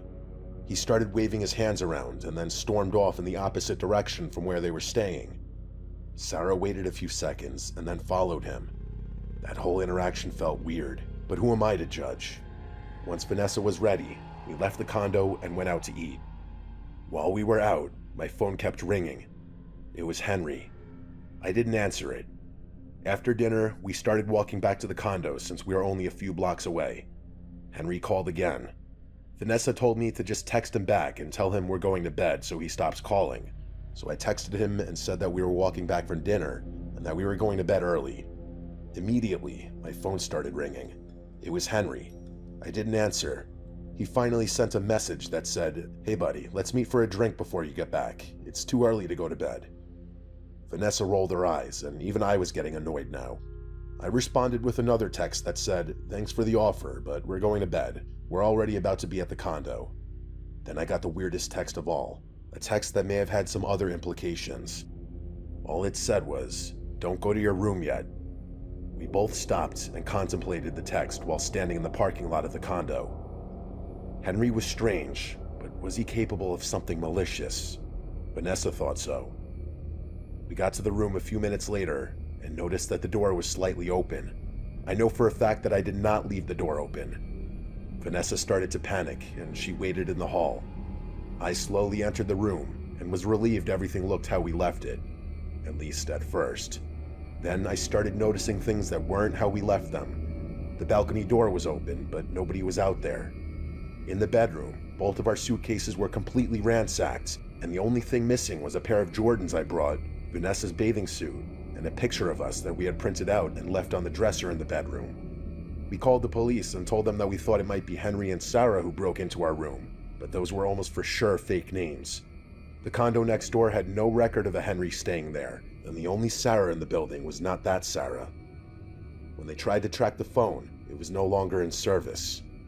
The local police told us that it's not something that happens a lot in that town, but occasionally, some people will try to rob tourists. We were just some of the unlucky people who were chosen, I guess. The only thing I took from this experience is that I really need to be more careful about who I trust. And if anyone out there visits Ocean City, Maryland, just be careful because somewhere out there, Henry and Sarah are still lurking.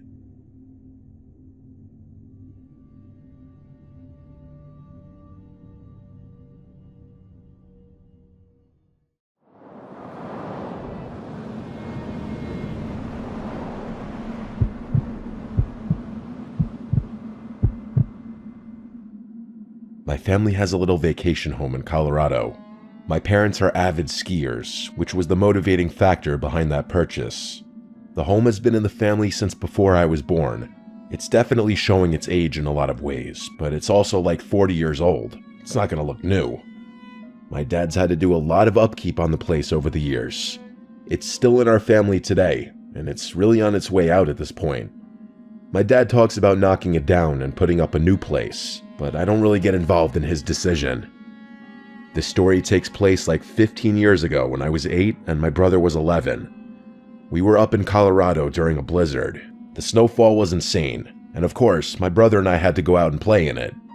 The great thing about going up there when we were kids was the sheer amount of space. The property has a huge opening with wood surrounding in all directions.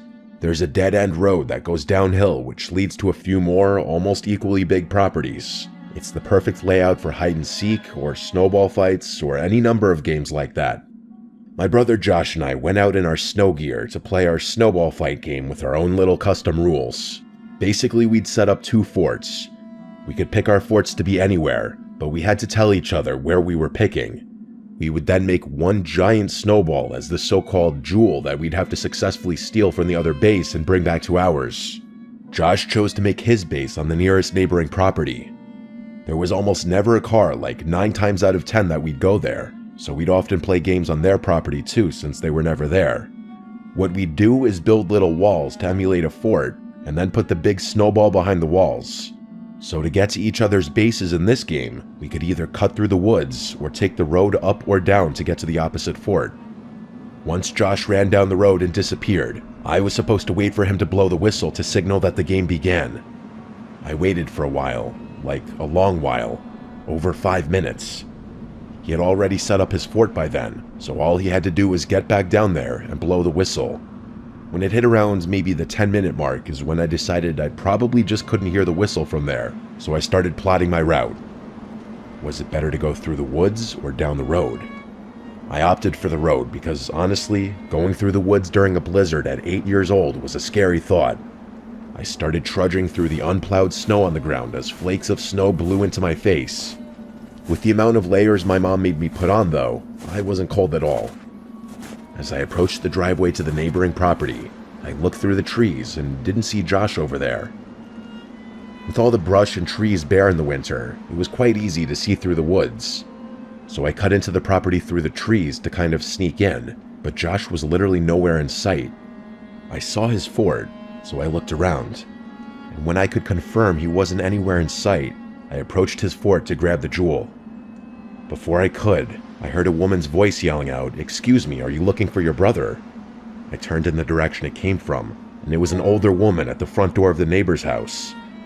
I called back that we're playing a game. She responded with, "Your brother's in here." I was very confused. I started walking towards the front steps of the house, and as I got closer, the woman's face got clearer. To my 8-year-old mind, she looked a lot older than she probably was.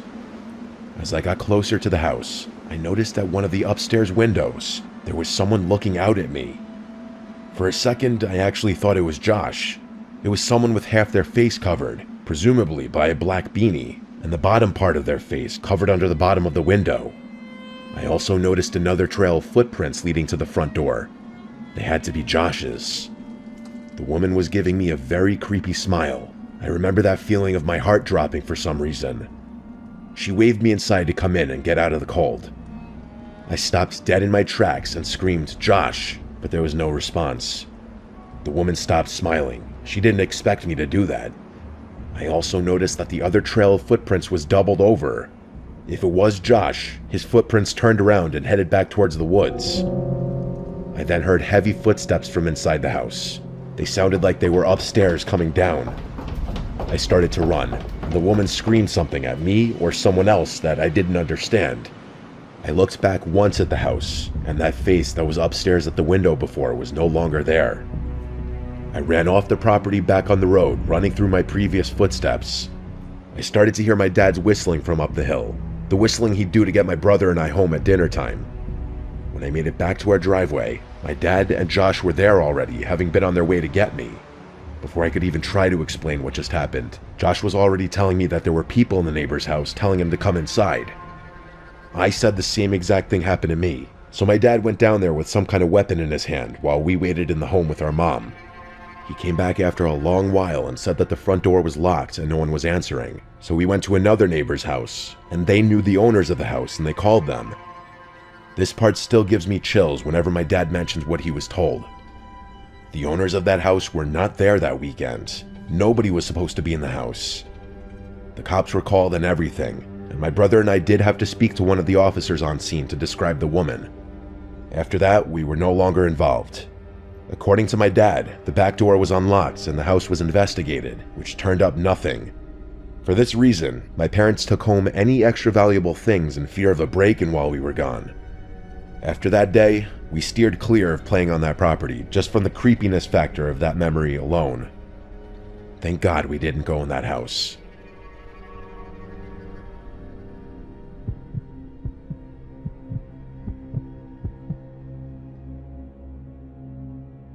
I've been skiing for as long as I've been able to walk. My parents used to ski competitively. That's actually how they met. So it was really important to them that my siblings and I learned as early as possible. Fast forward about 20 odd years, and that's how old I am now. This story happened to me a few winters ago when I was 21 years old. I was a senior in college. Everyone knows the best skiing accessible to the Northeast is Vermont. It was going to be a trip like any other. It was me, Jaden, Rylan, and Amir. I can't remember for the life of me what mountain we were skiing that trip, as Jaden had booked the whole thing and Rylan was driving. What I do remember was that it was massive, with like 7 ski lifts covering all the different peaks. If I had to guess, it was Killington. We skied nearly 2 full days, and I'm sure there were still trails we missed. That's how big it was. It was the second day. After skiing the day before, we had a pretty good grasp on the trails we enjoyed, so this day would mostly be about testing ourselves and pushing the limits, as per tradition. I'd also be lying if I said we didn't have a handful of fireball shooters to liven things up. We were having an extremely enjoyable trip. The double blacks never got boring, and racing down each slope was its own little game. We had maybe an hour left until the lifts closed. We were all exhausted, but we knew as soon as we hit the road to head home, we'd instantly miss the mountain again. We were contemplating how we would end the trip at the top of the lift when 2 girls without their helmets made their way over to us. Now, this might sound a little odd to some people, but I wouldn't be doing this story justice if I left out this detail. The girls, one brunette and one blonde, were drop-dead gorgeous, and I don't say that in any type of strange way. They were just objectively 2 of the most beautiful women I'd ever seen in person. It was disarming. They introduced themselves as Taylor and Devin, and we started making small talk. They basically told us that they were bored because the mountain was full of older folk, which was actually something I had remarked to my friends about the day before, so it made sense why they approached us, a group of young guys that seemed around their age. Devin seemed like a really seasoned skier, as she kept asking Amir all these technical questions about his skis. Him and Rylan actually own their own expensive skis as opposed to renting like Jaden and I always did, which the girls seemed to be impressed with. Taylor made a comment about our shooters, and we jokingly told them that the alcohol unlocked our true ski potential or something dumb like that, which they found funny. To our surprise, Devin pulled out an unmarked bottle and taunted us, calling us bitches for sticking to a drink as tame as Fireball. The 4 of us welcomed the challenge and happily swigged some of their bottle, which I could tell sent Rylan a little over the edge. He tends to drink more than he could handle, so this wasn't too surprising. I made a note not to drink too much because something about this whole situation just rubbed me the wrong way. I still had trouble believing that these 2 girls would want anything to do with some dumb kids like us, especially since we were all wearing helmets and our faces weren't exactly visible. Things were going really well though. Amir was being his usual overly flirtatious self, but Taylor seemed like she was into it, so I didn't complain. I figured we were just going to spend the remainder of our time on the slope with these girls, which I didn't really mind too much. Hell, maybe they knew something we could do after the slopes closed. Just then, Devin asked us if we had skied down a trail called Devil's Forest, a name which I definitely didn't recognize. Our other friend Chase would have had the trail map memorized as he's literally a walking GPS, but he wasn't with us. We told them we hadn't, and they explained that it was a glade trail that's a little obscure and rarely open. For those who don't know, glades are basically trails that extend in between trees so that you're skiing through a forest. We actually enjoyed skiing glades more than anything else, so this Devil's Forest trail piqued our interest. We told them we were game, and they motioned for us to follow them. We reached a choke point on our skis, and they told us to take them off because we had to walk slightly uphill for a short while. I could tell we were in a relatively desolate part of the mountain, as the snow was perfectly fresh and there was no one around. The thought of an adventure was kind of invigorating though, so I thought nothing of it. Drunk and curious, we clipped our skis off and followed the girls up the mountain. Amir and Rylan ran ahead, presumably to flirt some more with them, and Jaden and I hung back a little bit to give them some space. As we followed, I could tell Jaden looked a little wary, so I asked him what was on his mind. I like to think of us as the rational, level-headed ones in the group. Amir was too unpredictable and impulsive, and Rylan would follow a girl if she let him off a cliff. Jaden said that it was weird that this supposed trail would be inaccessible from a ski lift, which I agreed with. I had never had to walk uphill to reach a trail before. We agreed to just keep a keen eye on things. What could 2 girls do to a group of 4 big guys anyway? They led us into the forest, and the terrain finally started leveling out. Jaden and I caught up with the group, and it was apparent that Rylan and Amir had both made considerable progress. Rylan had his arm around Devin, who was smiling and laughing. They pointed in the same direction we had been traveling, which had all of a sudden become a downward slope. I sighed, knowing this was another instance where we could have used Chase's help. He would have known exactly where we were and where this trail would have led. Jaden was still skeptical and asked the girls if they were sure that this was a real trail. They responded yes and told us that it would also take us right back to the lifts. Before I could say anything, Devin pulled the bottle out again and told us we had to finish it.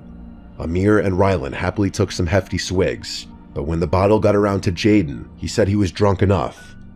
As soon as he spoke, I could have sworn Devin's smile became a really angry scowl for a split second, but by the time I blinked, she was smiling again. I must have been the only one to notice because I looked around at my friends and their expressions were all normal. She put on a seductive smile and batted her eyes at Jaden, asking him nicely. He reluctantly grabbed the bottle, if just to shut her up. By the time it got to me, I put the bottle up to my mouth, but didn't actually drink. Everything about this encounter was triggering alarm bells suddenly in my head. I handed the bottle back to Devin, who put it away. I noted that neither girl drank this time around. It dawned on me that I hadn't seen either one of them drink anything this whole time. I checked my phone, half an hour until the lifts closed. I tried to come up with some excuse for why we couldn't ski this trail, saying that we wouldn't have enough time to get back up and down the mountain to where we had parked. The girls insisted that we'd have enough time and that the lifts were connected on the bottom anyway. Then, without warning, they told us that we were wasting too much time and took off toward the slope, telling us to follow them if we could. Amir and Rylan immediately followed, clearly hoping for a favorable outcome at the bottom. Jaden and I obviously didn't want to, but figured we had no choice but to follow, so that's what we did. I let Jaden lead the way, because after all, this was still a challenging looking slope, and skiing in the forest is no joke. I'm not sure what I was expecting, but when we made it to the bottom, I was relieved. The 4 of them were at the bottom of the slope, laughing and flirting like they had been before. Jaden and I caught up with the group, but something was wrong. There wasn't a lift in sight. We were still surrounded by forest on all sides. I sternly asked the girls where the lift was, and they told me to stop worrying and that it was close by. Then they said they'd take us there in a few minutes. I relaxed a little, assuming that I was worried this whole time about nothing. As I was rubbing my eyes, I heard a distinct thump in the snow. I opened them to see Rylan, who was literally passed out on his back in the snow. The girls laughed, calling him a lightweight, but I could tell it was more serious than that. Before I could even react, Amir slumped over too. I started freaking out, and I rushed over to them, unclipping my skis. I thanked my lucky stars that they seemed to be breathing normally, but I was beyond horrified. Jaden took a step towards the girls, asking them what the hell was going on. They seemed genuinely shocked, saying they have no idea what was wrong. Jaden took another step before he too passed out in the snow. I stared in shock, still trying to wrap my head around the gravity of the situation. I just couldn't fathom that this was happening to us. My head started spinning, and I was sure that I was next. The girls had stopped pretending by now, and they looked at me like they were waiting for me to pass out. I felt myself getting dizzy, so I sat down in the snow, even though I wanted to stay on my feet. I demanded to know what they had given us. They didn't respond or even move for that matter. I yelled at them over and over again, but they still didn't react. I wanted to get up, but I quite literally couldn't stand. I didn't pass out though. I kept my eyes open the whole time. Eventually, Taylor turned to Devin and said something along the lines of he must have not drank enough. She looked more pissed off than anything. Devin cursed before telling Taylor that they had to go. I was still frozen. After unclipping their skis, I watched them take Amir and Rylan's skis before trudging off into the woods. I had to do something, but my body still felt numb. I couldn't just let them walk off with my friend's skis. I knew they wouldn't be able to move that fast carrying 2 sets of skis each, especially through the snow. Another few minutes passed, and I started to regain control of my body. I stumbled after their tracks in the snow, but it was actually freakish how far they'd gotten, even with all that added weight. Eventually, I turned a bend and saw them in the distance, way ahead of me. I figured as long as I kept them in sight, I'd be able to track them down. I followed for a couple minutes, and that's when things got crazy. The forest gave way to a clearing, which I could see turned into a road. We must have literally been on the opposite side of the ski mountain, which made sense looking back. That's when I noticed the van parked in the distance. I stopped in my tracks at the edge of the woods. The side of the van opened, and 4 big-looking dudes stepped out to intercept the girls.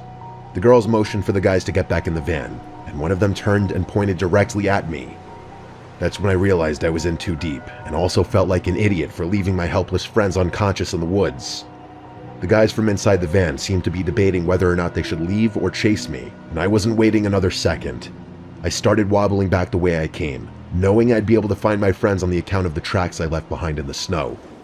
I found them, still passed out. I figured Jaden had had the least to drink, so I tried shaking him awake first. After a couple of handfuls of snow to the face, he was awake enough to talk. I told him what had happened, still in shock. We tried waking Amir and Rylan up, but had no luck. Jaden and I figured we had no better option than praying those guys didn't decide to track us down, but they never came. I might not be telling this story if they had. We waited about an hour for our friends to wake up, and when they finally did, we told them everything. We had a million questions. Who were those girls? Who were those other guys? What were they going to do to us? It was chilling imagining what could have happened had I not been quick enough to pretend to drink. Best case scenario was that we would have just woken up robbed, but even that would have been horrible. Something tells me that no one would go to those extremes just to rob some broke college-looking kids. Besides, who really keeps valuables on them when skiing? I guess Amir and Rylan's expensive skis were worth stealing, but it still felt like overkill. Plus, how would they have even known that we had expensive skis with us as opposed to renting? Things didn't make sense. Finding the car was hell. Reporting it to the police was hell. The drive back home was hell. The people running the mountains swore they'd identify those people, but we obviously had to get back on the road and couldn't verify that. The police took it a little more seriously and told us we'd be updated should anything come up. I think it even made local news, but it's been years now, and they obviously never found everything. To this day, we have no idea what kind of roofie they even gave us. Nothing online described anything that was so effective so quickly, especially in a moderately small amount. Our best guess was that the substance was a mix of drugs, which makes sense because all my friends were feeling kind of woozy after they woke up. Those girls and whoever else was behind the whole thing were some sick people. I can only hope it was just an elaborate robbery and nothing more sinister.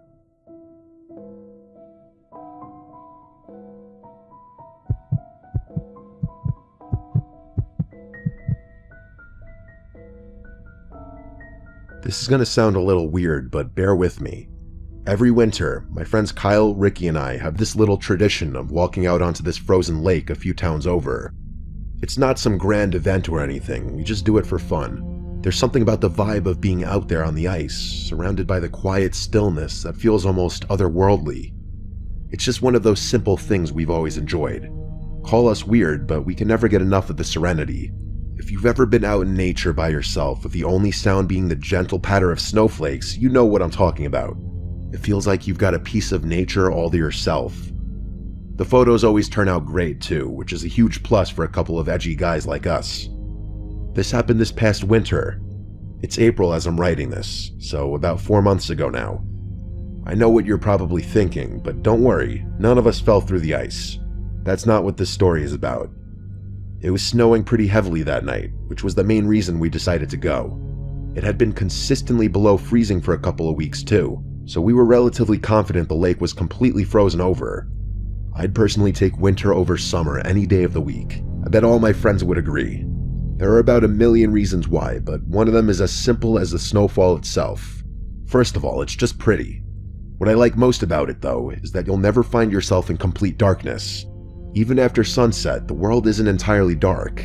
The light reflecting off the white snow blends day and night, so you're left with this really surreal feeling that doesn't arise from anything else. The moon was also pretty full that night, so that feeling was amplified. Kyle was driving that night. He had a pickup that handled pretty well in the snow, so we just played it safe and let him drive, even though Ricky was usually the one who chauffeured us around. The lake itself is surrounded by a thin forest, so we couldn't actually drive all the way to the water's edge. I don't think forest is the right word. It's really just a cluster of sparsely scattered trees, but it's more than enough to prevent a car from driving through. We parked in a nearby lot and got out of the car. It was freezing out. The three of us bundled up and walked toward the lake. I didn't smoke at the time, I still don't, but Ricky and Kyle both do, so they lit a couple of cigarettes as we walked. I think it was after midnight, but I can't say for sure. All I remember is that there wasn't a soul out there. Not an animal, not a person, nothing. No movement whatsoever besides the three of us. We reached the lake, and as we anticipated, it seemed completely frozen over. The three of us were laughing about something stupid when Kyle picked up a small boulder and chucked it onto the ice, testing its integrity. It didn't even crack, so we took that as an indication to make our way towards the middle of the lake. We obviously didn't go super far on the ice, that would have been careless, but we did venture a decent ways away from the ledge. We were maybe 100 feet out when something caught our attention. On the far side of the lake, near the edge where the trees bordered the ice, something big and dark was moving. We stopped talking immediately. We just stopped in our tracks, watching. Whatever it was large, hunched over, and moving slowly toward the lake. Finally, we realized what we were looking at. It was a bear. Ricky was the first to say something. He whispered, "Is that a bear?" as quietly as he could. I didn't answer. My heart was already racing. If it was a bear, the last thing we wanted to do was draw its attention. We stood there, frozen, not even daring to breathe too loudly. But then, as the figure moved closer, something felt off. The way it walked wasn't quite right. Too upright. Too human. It also looked like there was something dragging behind it. Nothing about it made sense. It was one of the most bizarre things I'd ever seen. And that's when it straightened up completely, and we realized the truth all at once. It wasn't a bear. It was a person. A person wearing some kind of bear suit. Kyle said, "What the hell," in a low voice, and I was thinking the same exact thing. I know it doesn't sound scary in a generic sense, but if you had been there, you would have been terrified too. I tried to respond, but the words wouldn't come. I don't know if I was more afraid or confused, but something told me to stay quiet. The figure kept moving toward the ice, dragging something behind him. At first, it was hard to tell what it was. The snow blurred the details, but as he got closer, I realized he was holding a rope that was attached to the thing he was dragging, and a few moments later, we could see it more clearly. It was a small black bag. It looked like a smaller sized garbage bag, if they even made those. Either way, it was chilling. We stood there, unsure of what to do. My mind was screaming at me to turn around and leave, but my body felt paralyzed. I couldn't move. I don't think Ricky and Kyle were too keen on turning around and leaving either, because neither one of them flinched. I probably wouldn't have left right then, even if I hadn't been so scared. I needed to know what that person was doing. And then, as if the situation couldn't get any stranger, the man unzipped and stepped out of the bear suit. Seeing him as a person didn't make things any better. He wasn't particularly large or intimidating, but there was something unsettling about him.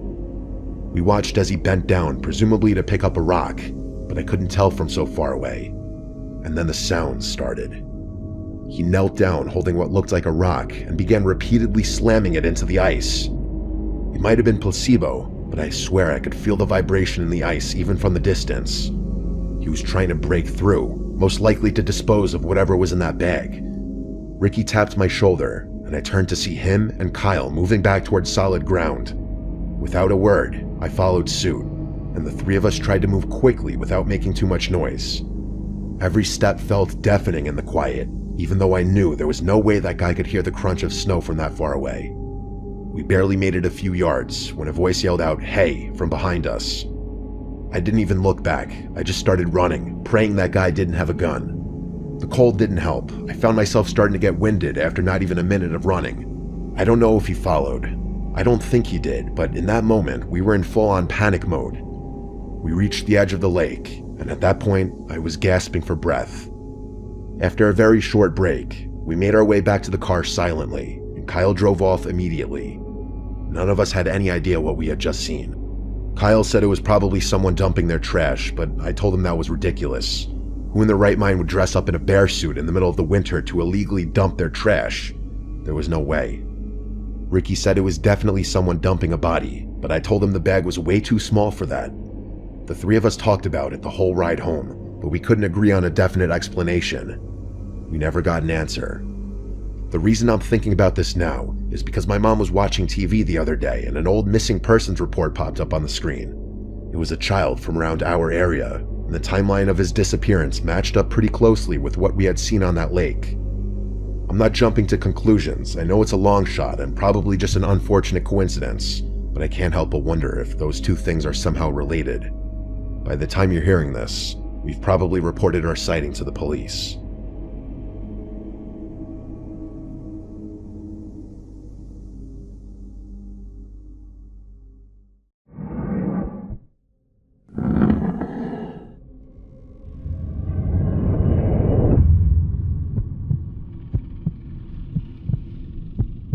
My dream was always to get my own place ever since I was in high school. I really couldn't wait to move out because I hated my dad growing up and my mom wasn't much better. We would always buck heads and my dad would always be drunk on the weekends, and honestly it was just a mess. As I got older and girls obviously became a factor, it became even more of a problem because there was no way I'd bring any girls back to that household. So because of all of this, I took the first chance I could get and moved out when I was 19 in college. I didn't go away to school. I went to a commuter college not far from home.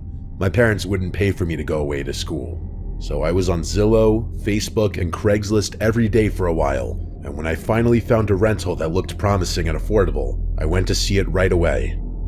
The layout is pretty important, so I'll describe it now.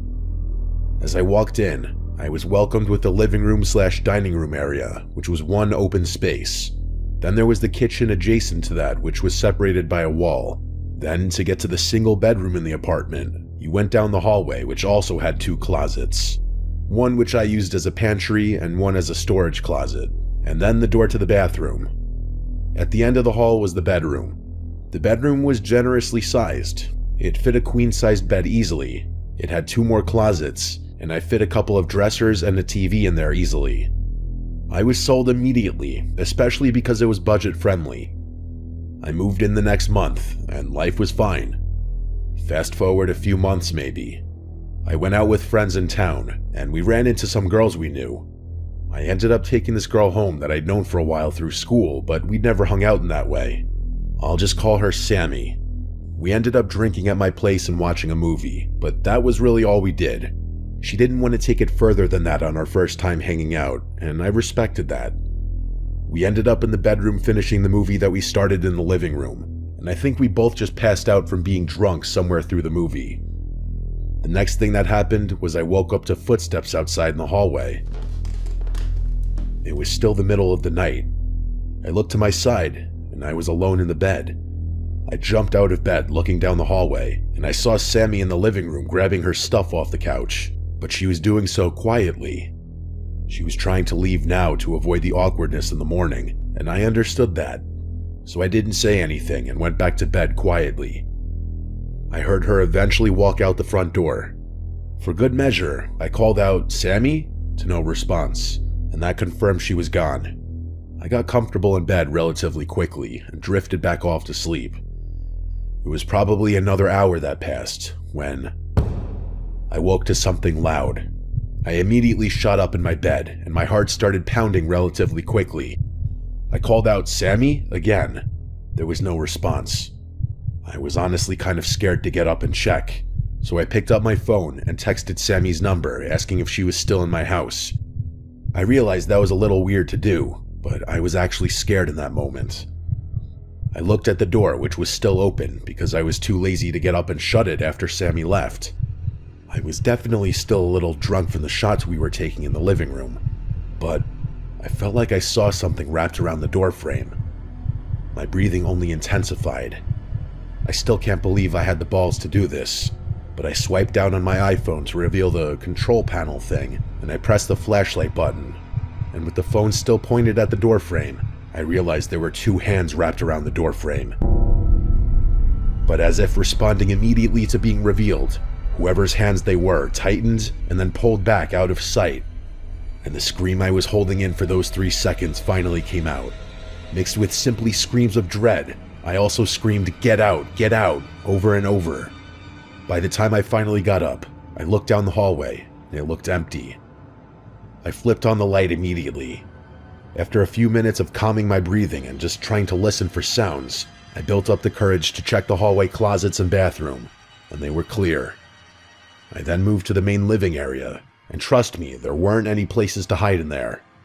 I held my phone as if it were a gun as I crept to the nearest light switch and turned it on. I felt instantly better when the living space was lit up, but there was still the kitchen. I crept to the opening that led to the kitchen, and flicked that light on as well, finally lighting up the entire apartment. There was no one here. I looked behind the couch, I looked under the tables, I even checked the floor-level kitchen cabinets. When I realized it was clear, I ran to the front door to lock it. The weird thing, though, was that I never heard the front door close, and yet there was not a single soul except for me in there. I now tried calling Sammy repeatedly until she picked up. When she did, she sounded tired and confused. I asked her if she was just in my house, and she told me she left a while ago because she couldn't sleep. I didn't explain. I just told her my bad. I thought I heard a noise, and then we hung up. I decided to spam call my best friend until he picked up, also sounding tired and confused. I explained everything that just went down, and he said he could tell I was still drunk. His explanation calmed me down, though. He said I was sleep-deprived and still drunk, and I had a mid-wake-up hallucination. It made a little sense, actually, considering I never heard the front door shut. I eventually could laugh it off and apologized for waking him up. I went back to my room, shut and locked the door, and I actually calmed myself down enough to fall asleep. The next morning, I did another search around the apartment, and it was without a doubt clear. So I went on with my day. But at some point, I thought back to that supposed hallucination I had of those hands wrapped around the doorframe the night before. I walked to my room and examined the doorframe, and I think my heart stopped for a moment when I saw obvious fingerprints left in the exact positions the hands I saw in the doorframe had been. I felt dizzy, coming to the realization that it wasn't a hallucination.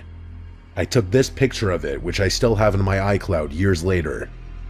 I resorted to calling my dad for advice, and he more or less called me a buffoon for not locking the door, but as long as nothing was stolen and no one was there anymore, take it as a valuable learning lesson. Honestly, nothing my dad said on that phone call was untrue. That's what sucks. I don't know who the hell came into my apartment that night, and I don't know why they chose to do the literal creepiest thing they could have possibly done. But after my year-long lease was up, I moved on and upgraded apartments and never looked back.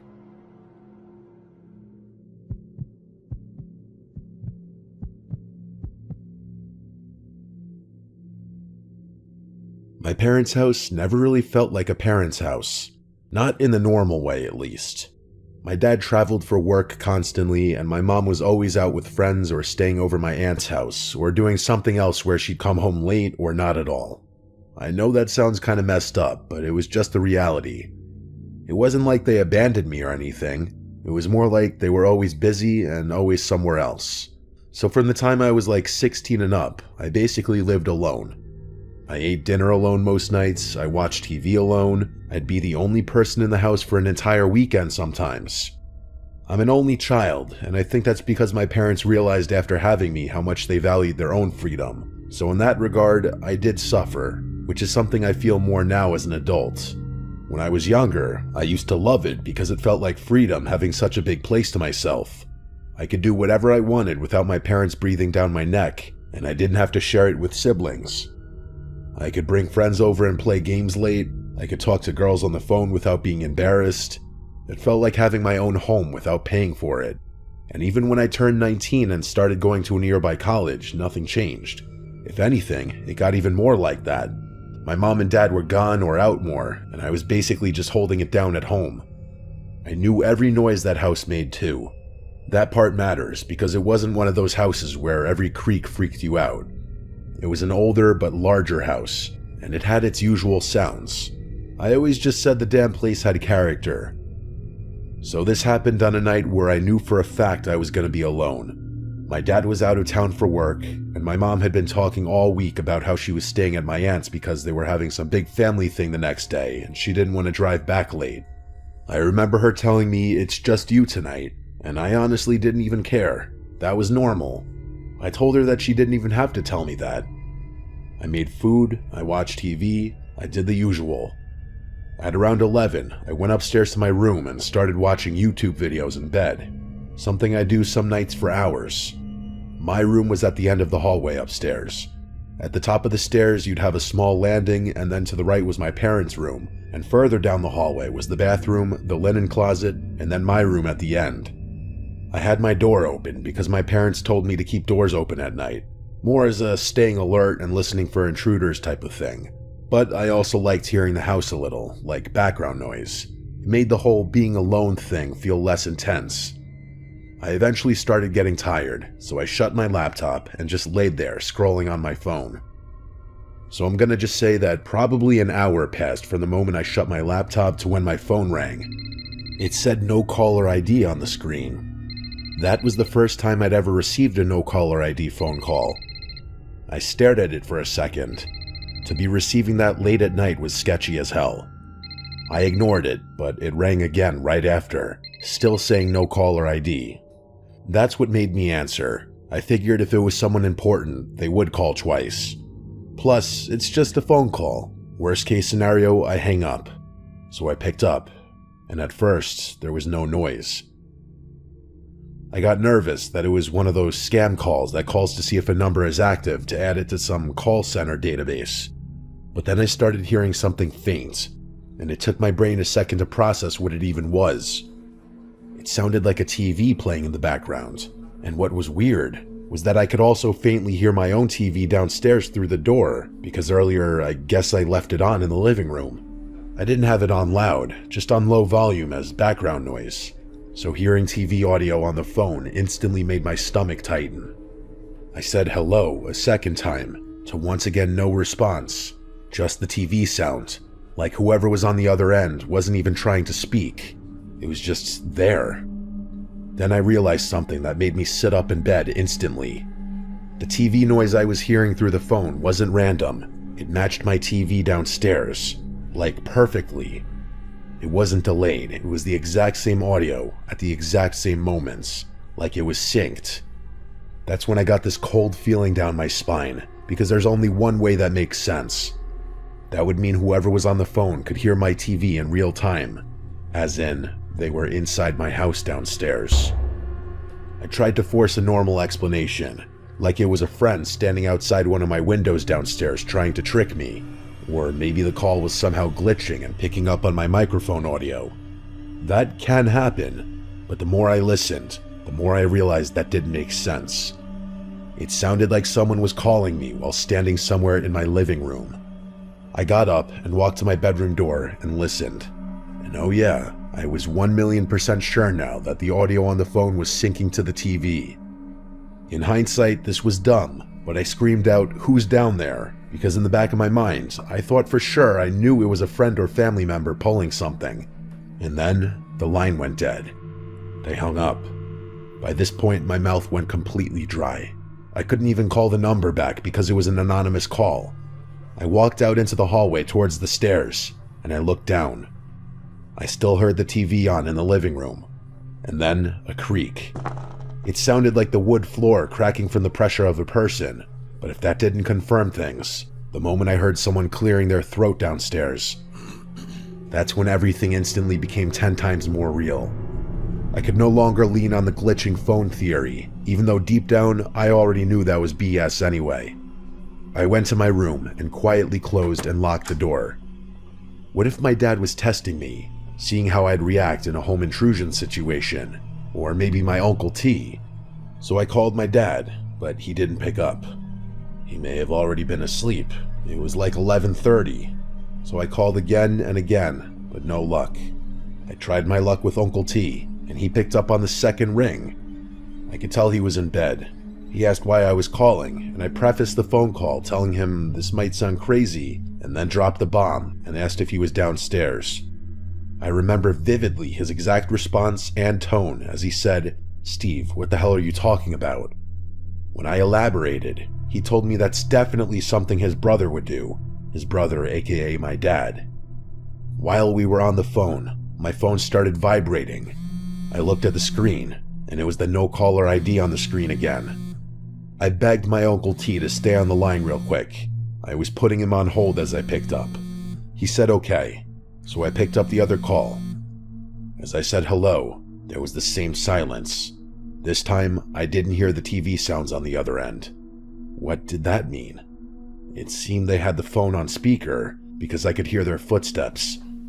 They were moving, and the footsteps were matching the footsteps I suddenly started hearing outside of my bedroom. I prayed with all my heart this was my dad messing with me. Then, my doorknob jiggled, and whoever was on the other side tried pushing the door. Thank God it was an old, heavy door with an old, heavy lock. The sound still synced with what I was hearing on the phone. Whoever was on the other side of the door knocked. I had the sudden thought to merge the two calls, and when I did, I yelled into the phone for my Uncle T, saying it's not my dad, get here now. I also yelled that whoever was in the house was also on the phone with us. My uncle seemed to wake up from this, and he started yelling into the phone things like, "I'm coming, you cocksucker." The no caller ID caller hung up the phone, and I heard footsteps move away from the door. This all but confirmed it was in fact not my dad. My uncle told me to stay in the bedroom, he was on his way.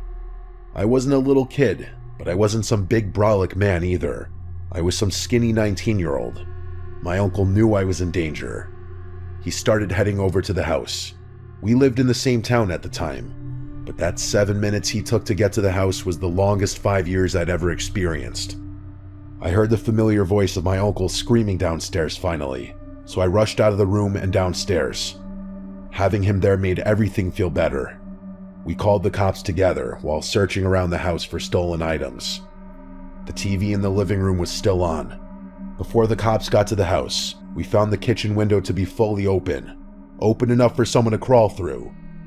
That info was of course relayed to the police, who, when they got there, did what I imagined to be a standard police search of the premises, asking us to lead them around the house, but from behind them.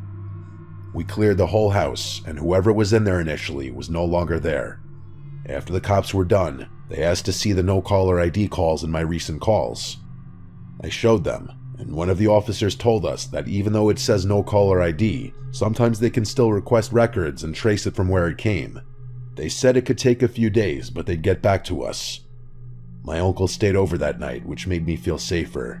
We kept every light on like little kids. A few days later, one of the officers called me back surprisingly. The number was traced back to someone I actually knew. It was an old acquaintance from high school. Not a friend or enemy, but someone who had my number and address and such. I hadn't seen him in years. The cops asked if I wanted to come with them while they questioned him, so my uncle and I went since he was there on the scene with me originally. When the guy's dad answered the door and saw the police, he instantly called his son down without question, and I could see it in his son's face that he was nervous. The officer and I asked him straight up if he made those calls. He immediately said no. Then he said his phone had been stolen a few days ago. He claimed he lost it at a party and never got it back. The cop asked why he didn't report it stolen. He just shrugged it off and said he was going to get a new one anyway. The cop told him they'd follow up if needed, and that was basically it. His dad just stood there the whole time watching, but he weirdly didn't say anything. There was no big gotcha moment or arrest or anything. That night, I couldn't stop thinking about it. The nervous look on his face when he came to the door. Was it a look of guilt, or a natural look anyone would have when being greeted with police on your front doorstep? If it really was a stolen phone, that means someone stole his phone specifically to call me and break into my parents' house. And that's without a doubt scarier than if it was him.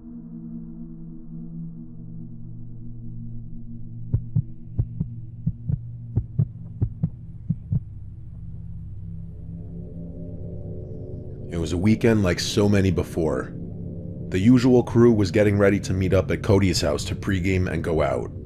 This was post-college. We were all 23 to 24 at the time. Cody's house was often the spot to pre- and post-game simply because he had a cool basement where his parents couldn't hear us, but also because his parents were chill.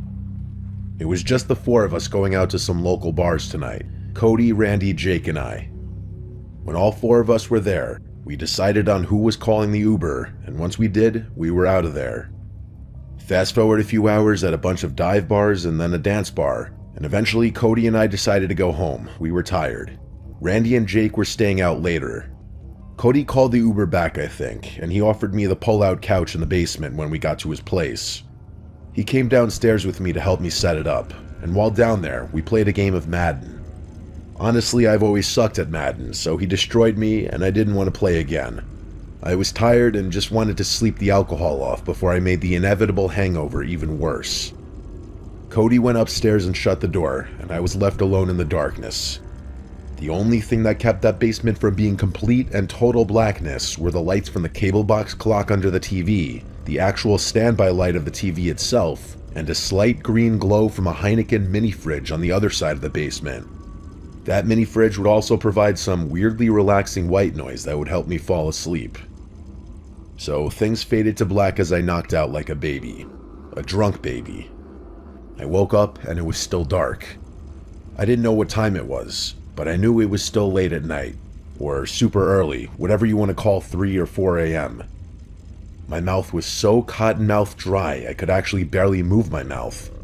I stupidly didn't think to bring down a bottle or a glass of water before going to sleep. After drinking all that alcohol, it was no wonder I woke up. I just really didn't want to get up though.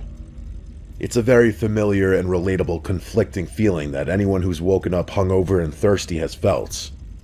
I tried to ignore it at first. I rolled over to get a look at the Heineken fridge to see if anything was in there, but it was just alcohol.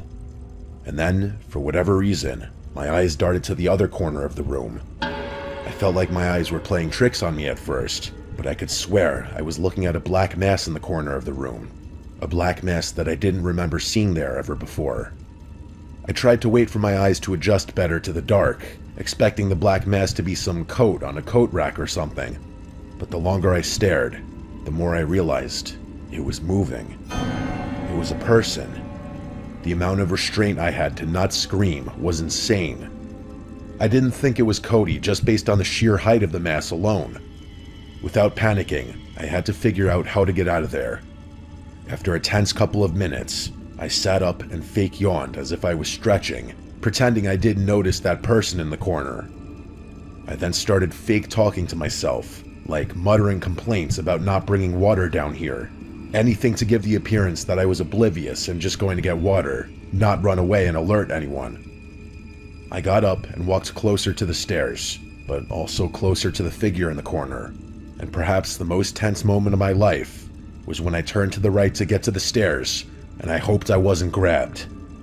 When I started going up the stairs, I didn't run or anything. I took it slow and normal to not draw suspicion. But when I was about halfway up, I took a curious glance down the stairs, and that black mass was now at the bottom of the stairs, and I can confirm it was a person. I almost tripped as I started to run up the rest of the stairs and slam the basement door shut. I then started running up the stairs to the upper level of the house to Cody's room, where I shook him awake and yelled at him that there's someone in the basement and that he needs to wake up his dad. And during that commotion, I heard a slam from downstairs, and I yelled, "See?" Cody got up, and we went to his parents' room where we woke up his dad, and I told him there's someone in the basement. He got right out of bed without asking questions and ran down both flights of stairs to the basement, noting that the basement door was wide open. And when I mentioned I shut the basement door, Cody's dad yelled at Cody to call the cops, and he did. We also noticed the back door to the house was now open. So when the three of us were done looking through the basement, we all went to the backyard to search. Then the front yard, and then the neighboring yards, all while Cody was still describing what was going on to the 911 operator. I'd say we were searching for 15 minutes before the police finally arrived, and then they did their full search, and formally wrote up a report for the incident. By the end of it, there were some neighbors waking up and coming outside asking if everything was okay. By that point, I was sobered up, terrified, and wanted to go home. So as soon as the cops left, I went inside to talk with them for a bit, then I said goodbye and called an Uber home, refusing Cody's offer to drive me home. I worried for them a bit that night, but I was not sleeping in that basement after that. In fact, I never did again. We'd still have pre-games and stuff there, But the feeling in that basement changed for a while after that night, where I'd always glance at that corner of the basement and just think back to that night. That black mass.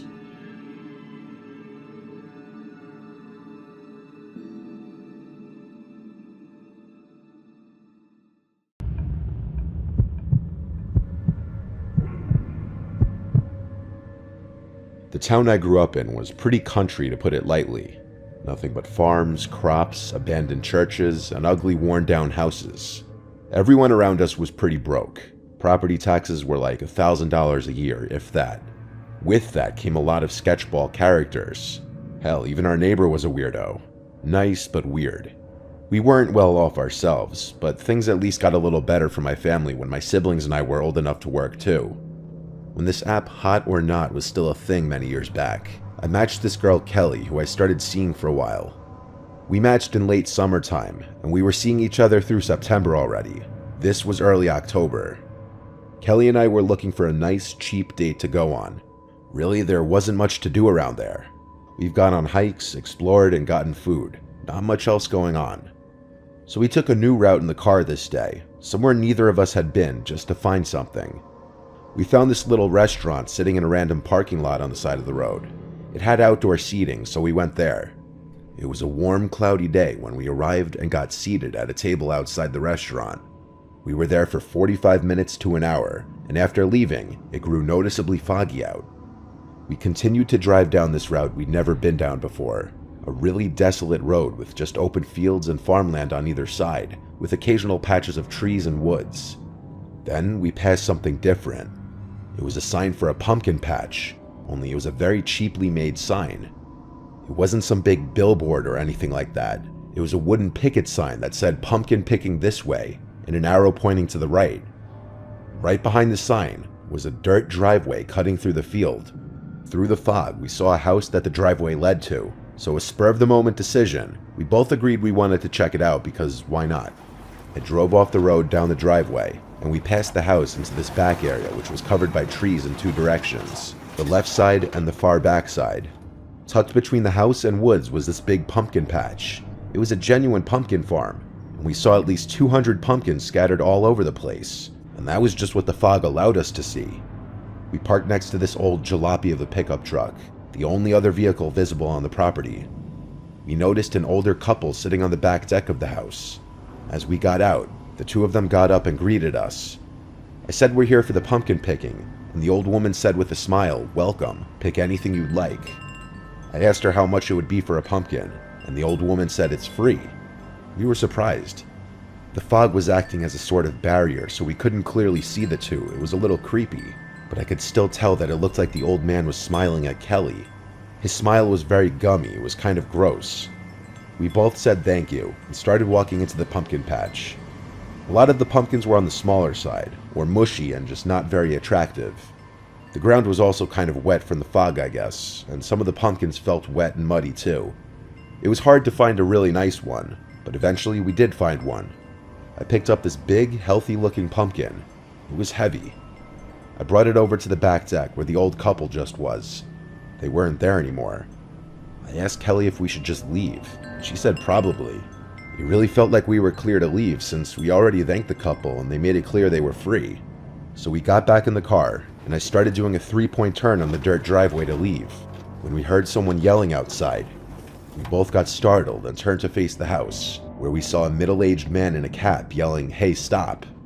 I lowered the window, and he put his face through the window and yelled, "What the hell are y'all doing? I'm calling 911. I said, "What did we do?" And he said, "Put that pumpkin back right now."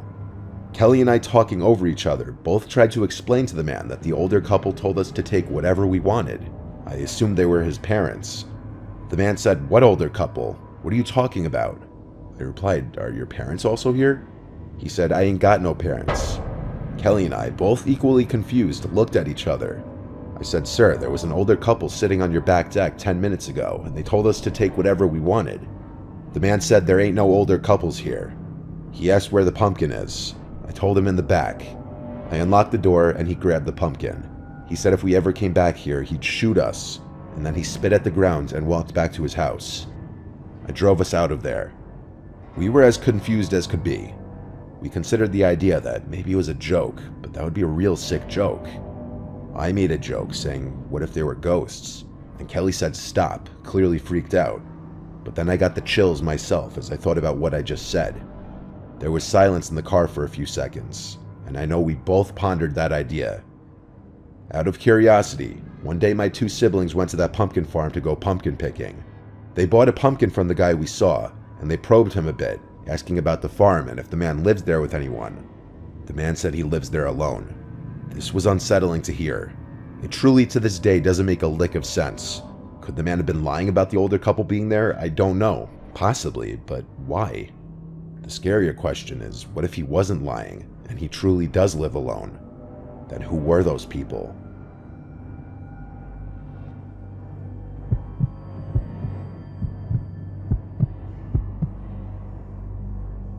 It was late October when I woke up to one of my best friends, Connor, hitting me up asking if I was down to come to his house later. It was a Saturday afternoon and I was in high school at the time, so I spent most of my weekends with friends. Connor's parents were out of town for the weekend, and he was home alone with one of his older sisters, whom I'll just call Chantel. She was supposedly watching him the entire weekend. With that information, I knew he was just asking me to come over and party. Again, I didn't have any work responsibilities to worry about at the time, so I agreed to the idea and headed over to his house. When I got to his house, we played some Call of Duty on his family room's couch for a few hours, talking about school, sports, girls, and whatever else we cared about at the time. Eventually, he brought up the idea of going to a Halloween party in his neighborhood that a bunch of people from our high school were going to. At first, I was a bit hesitant of the idea, but after some convincing, I was down to go. I'm not introverted or anything, I just wasn't feeling like partying that night, but Connor was dying to go, so trying to be a good friend, I agreed to go. I asked him about getting some kind of costume, and he had 2 security staff shirts that we could just throw on and use as the bare minimum of a Halloween costume.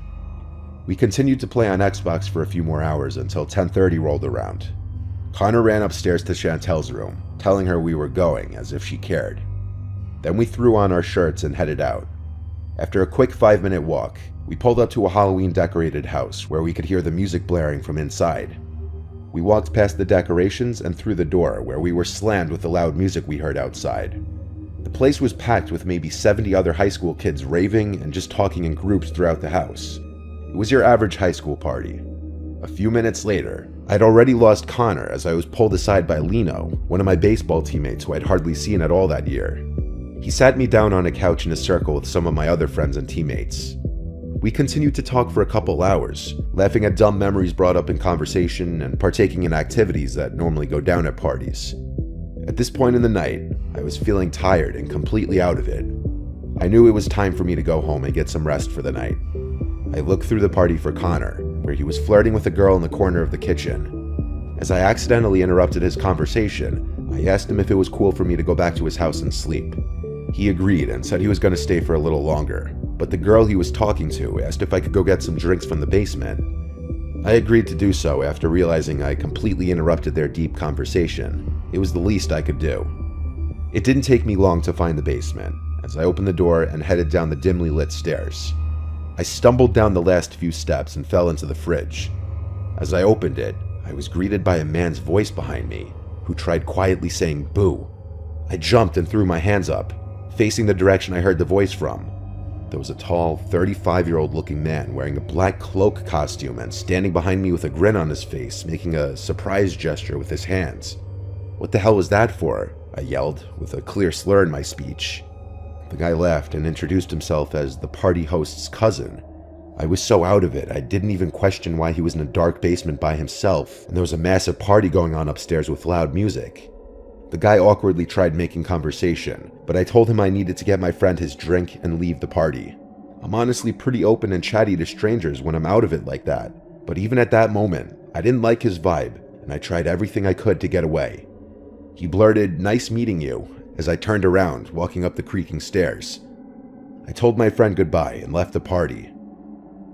The lights and Halloween decorations on each house in the neighborhood lit up the street as I walked back to Connor's house. It didn't really matter though, because the walk was literally 5 minutes at most. I reflected on the weird exchange I had with that man in the basement as I walked, and I couldn't shake the odd vibes he gave off. The more I thought about it, the weirder it became in my head. I eventually got to Connor's house. It was completely dark, and Chantal's car was gone from the driveway, meaning I was home alone. I walked into the dark, eerie house and didn't bother turning on some lights, just headed straight to the basement to sleep. I walked down there and passed out on the couch. I lay like a baby for maybe 15 minutes until I heard a crashing noise upstairs. It woke me right up. I tried listening for anything else, but I heard nothing.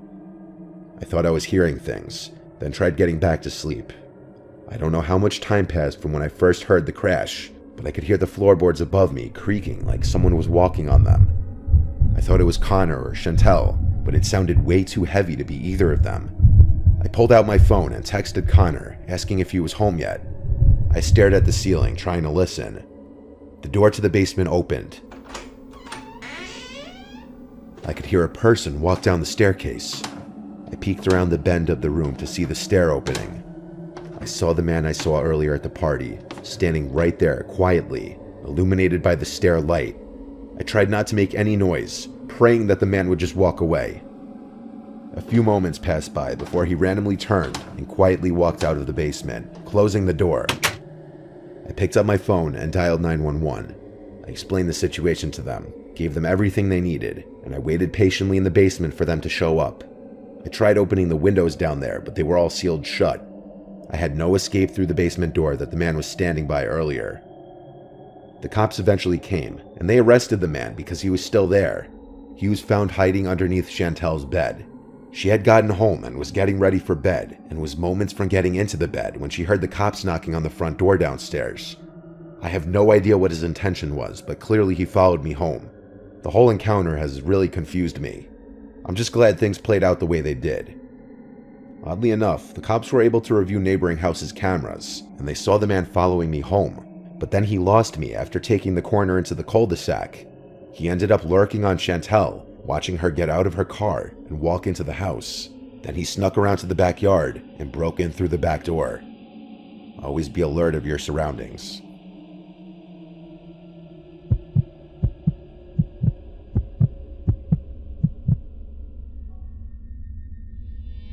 It was the middle of October. The leaves were just starting to change to that beautiful mix of orange and yellow. My wife Courtney and I are a gay couple. We've been married for 2 years now. We wanted to take advantage of the fall foliage and go to the Catskill Mountains in New York. We booked an Airbnb by Overlook Mountain, a popular hiking destination. We're avid hikers, so we go all over the country to explore national parks and famous hiking destinations. This was our third time going to Catskill, New York. The owner of the Airbnb was an adorable-looking sweet woman who was definitely in her 50s or 60s. Out of respect, I'll just name her Kathy. Kathy was very easy to work with and very responsive. She had the key to the little house hidden in a code-locked mailbox, and she gave me the code. Inside was a very rustic and cabiny type of feel, with wooden walls and floors, but bright-colored rugs to cover the wood floors. It was well kept and nice, spacious enough for 2 people. Outside was woods in all directions. There was a shed converted to a little clubhouse outside, with a pool table and dartboard and a bunch of things hung on the walls. We drove to the base of the Overlook Mountain Trail, and there were some people around. Not many, but a few. As we were ascending the mountain on foot, we'd pass occasional hikers on their way down. Eventually, we sat on a big rock overlooking an amazing cliff view, just admiring for a while. Eventually, we heard a footstep crunching a leaf behind us. We turned around and saw a woman by herself, leaning on a tree. She was like 55 or something. She was clearly looking at us until we turned and saw her. Then she awkwardly looked away. I would have otherwise said hi, but she made it weird. We just ignored it, until randomly we heard her say hi. So we turned again and saw she was looking at us. We said hi back. Then she asked where we're from. From here, we just got into a seemingly normal conversation with her. She said her name was Melinda, and she was from the area. She asked where we're staying, offering her knowledge of the area to suggest places to check out. I told her right up the road at an Airbnb. She suggested some places to go, and then the conversation kind of died off from there. Courtney and I said, well, it was nice meeting you, as we now started descending the trail back towards the car. Weirdly, we noticed the Melinda lady was now also heading down as well, but she was keeping a bit of a distance, not within earshot. We found a spot to rest on the way down for a minute, and we noticed Melinda seemed to stop too at the same time.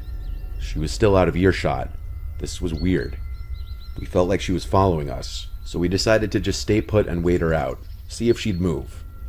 After a while, she finally did continue making her way down, past us. She looked at us and smiled and said okay as she walked past us. We waited till she was out of sight before we continued hiking down. We got back to the parking area a while later, and from there we went straight back to the Airbnb right up the road. We were exhausted, so we took a nap. Then we went out to eat at this place called Garden Cafe, which was highly rated. After that, it was pitch black out, so we went back to the Airbnb with plans to just cuddle up and watch movies. We had a long day of hiking, so we were going to sleep good. There was only a TV in the living room, but it was set up to have Netflix and everything, so we found a good movie to watch and put it on. We were so tired that we started drifting off to sleep halfway through the movie. I noticed Courtney was completely knocked out, and I was following suit, when suddenly, I was immediately snapped back awake to the sound of knocks at the door. We were in the middle of the woods. Knocks at the door were a huge concern. Nobody should be here. There was no peephole in the door. I couldn't check who was there. All the blinds were closed, and I wasn't going to dare peeking out of one of them. I shook Courtney awake and told her someone's at the door. I muted the TV, and we waited for a second set of knocks that came only seconds later. We both agreed there's no shot we were opening the door. It was still early, like 9 o'clock, so I texted Kathy asking if she was at the door. There was then a knock at the window, and a woman's voice on the other side asking if someone in there. Courtney and I were now freaked out. I'd say we were in a panic. Knocking on a stranger's window is not a normal thing somebody does. What happened next was even more disturbing. We heard the person trying to lift open the window. Thankfully, it was locked. Kathy was calling me now. I showed Courtney and she said maybe it is her outside, that's why she's calling. I picked up in a low voice, and Kathy on the other end told me she was at home, and she asked who was outside. When I told her what's happening, she sounded confused and concerned. None of her friends or relatives would go to that house, she said. She told us don't open the door, and we took her advice. After hanging up, there were now knocks on another window, and the voice called, "I need help, please let me in." We knew better than to fall for this. Something bad would happen if we let them in. We started to realize it could have been that weird lady from the hiking trail. Like, what if she followed us back to the Airbnb? We honestly wouldn't have even noticed. I went to the bedroom where it was completely pitch black, and I ever so delicately moved the blind up just a crack to peek outside. There was a man walking past the window. He didn't notice me. I went back to Courtney to tell her that there were multiple people out there. This was an invasion. We called 911. I gave them the address and stayed on the line. There were a few more knocks at the door, but we never answered. The people outside eventually gave up, I believe, because the knocks and yells stopped. The police took a while to get there, but when they did, we felt a lot better. The officers were very nice, and they stayed with us while we figured out what we wanted to do. I called Kathy again and explained what happened and why we didn't feel safe staying there tonight anymore. She was completely understanding. We still paid for that night, but the rest of the stay was canceled, and the officers stayed with us while we packed our things and loaded the car. One of them led us in his car to the nearest motel where we stayed for the night. Given the circumstances, we drove home the next day because, honestly, we just didn't want to be in the area after that. We think this was some kind of group that was looking for easy targets to abduct and may have been using a woman as some kind of scout to gain their trust, and they saw 2 young women by themselves, so they tried to target us. For future hikes, we've started to bring pepper spray with us just as a form of self-defense.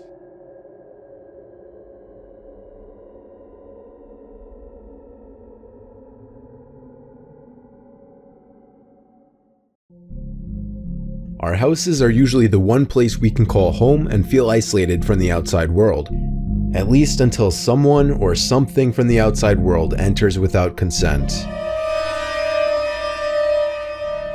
I've taken 3 very long, supposedly true horror stories that I've either found on the internet or were shared to me and condensed the stories to fit a nicer length video. Number 1.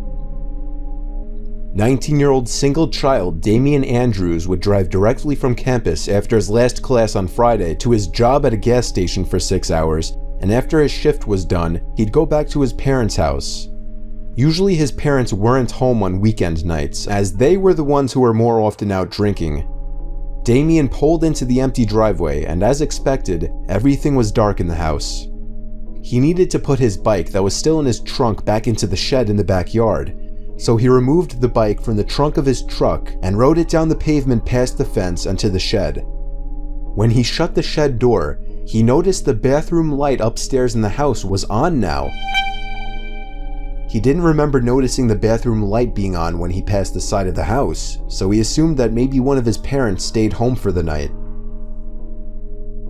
Damien entered the house through the back door, and as he opened his mouth ready to call for one of his parents, something deep down told him not to. Damien went up the half flight of stairs from his den to the midsection of the house. He looked up the short stairway to the upstairs and saw a light creeping into the hallway through the closed bathroom door. So somebody was in there. He went upstairs calling out Mom and Dad. There were no responses, but he was in very close range of the bathroom now, which made it odd. He approached the bathroom door, again calling out Mom and Dad. No response. Damien figured maybe his mom was in the bathtub with earbuds in or something. The door was locked, so one of them had to be in there. When the phone rang, he went downstairs to answer it to find out it was his dad calling, checking in to make sure Damien made it home okay. His dad sounded drunk as usual per Friday nights, so Damien questioned him as to why he left Mom at home as he walked back upstairs to the bathroom door. His dad seemed confused. Then he noticed at the bottom of the door, through the opening, two shadow outlines of feet standing by the door. Literally facing the door right on top of it. Then Damien's dad dropped a bomb and told him that his mother was right beside him at the table. He did the only logical thing he could do. He ran outside, hung up on his dad, and called the police. When Damien looked up to the bathroom window, he saw the light turn off. 10 minutes of hiding in the bushes later, he heard the police out front, who in the end found nobody in the house. Number 2. The protagonist's name was not given in this story, so I'll refer to him as Ted. Ted was 16 years old and he lived with his dad and brother at their isolated farmhouse. The house was relatively small, with a first floor and a basement. However, it was a huge amount of property with a barn and trees in all directions, providing optimal privacy. There was a long driveway that extended from the side road to the property, which was what Ted was riding down at the moment, returning from his friend's house on his bike. Ted rode into the barn where the family keeps all of the bikes, and then headed for the front door of the house. However, on his way, he noticed the basement doors were wide open. Not seeing any cars in the driveway, Ted assumed it was his little brother who, for whatever reason, left them open. Shutting the doors and stepping down into the basement, Ted quickly realized none of the lights in the basement were on. He called for his little brother Andrew, who answered from upstairs. Andrew came rushing downstairs, turning on the light on the way. The first thing Andrew pointed out was the foul stench in the basement, but Ted said he couldn't notice anything. Ted questioned Andrew as to why he opened the basement doors and then left them that way. His response was, "I didn't." Ted continually accused him of either lying or forgetting, but Andrew swore he hadn't even been in the basement all night. The disturbing thought that it was left unlocked and somebody entered the house came up, and the two subsequently turned the basement practically upside down looking for anyone, turning up nothing. Andrew said he had been in the living room all night and hadn't heard anything, plus he would have noticed if somebody had come upstairs, so Ted felt at ease knowing nobody was in the house. He sat down on the basement couch and started watching TV. That's when he noticed the couch felt kind of weird, less soft than usual. He got up and lifted one of the cushions and screamed. Ted ran upstairs, running into Andrew halfway up, shoving him the rest of the way and locking the basement door behind him. When Ted could finally get some words out, he told Andrew he found a dead body stuffed below the cushions of the basement couch. The body was later determined to be that of their closest neighbor George, whose wife had also gone missing a few days prior. As far as Ted and his family knew at the time of the posting of this story, the culprit was never found. Number 3. Edward Gallo was 24 years old and was living alone in his newly bought home in a rural Virginia area where he would frequently have his girlfriend Sarah stay over on the weekends. One Friday night, after going a whole day without speaking to her, he decided to call her and invite her over. She didn't answer, so he left a voicemail.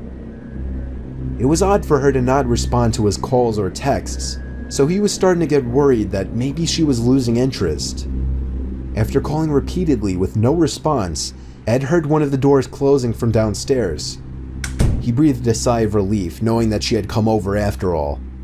Ed texted her saying come upstairs. After a few seconds of tinks and thud sounds coming from downstairs, she finally started walking up the stairs. She was walking up really slowly though, as if she were taking 2 steps per stair. Finally, Ed just called out her name in confusion, and the steps stopped. Then, Ed's phone began to vibrate, and when he took it out of his pocket, the name on the caller ID was Sarah. He picked up, and immediately Sarah apologized for not being able to get back to him. But he interrupted her and asked her what she's doing on the stairs. There was a long silence, and then she finally said, "What?" Ed asked again. This time, Sarah informed him that she was still in her car on her way home from work. Ed locked the door, and immediately after, the doorknob started turning. All Ed could think to do was to yell, "Get out of here before I call the police." Whoever was on the stairs ran all the way back down and out the front door of the house. Ed looked out the window searching for whoever it was and saw the most disturbing thing he had ever seen. Across the road was a tall man wearing a dress shirt and ripped jean shorts, looking directly at him. And despite how far away he was, Ed could see a smile on the man's face before he turned and ran into the woods to never be seen again.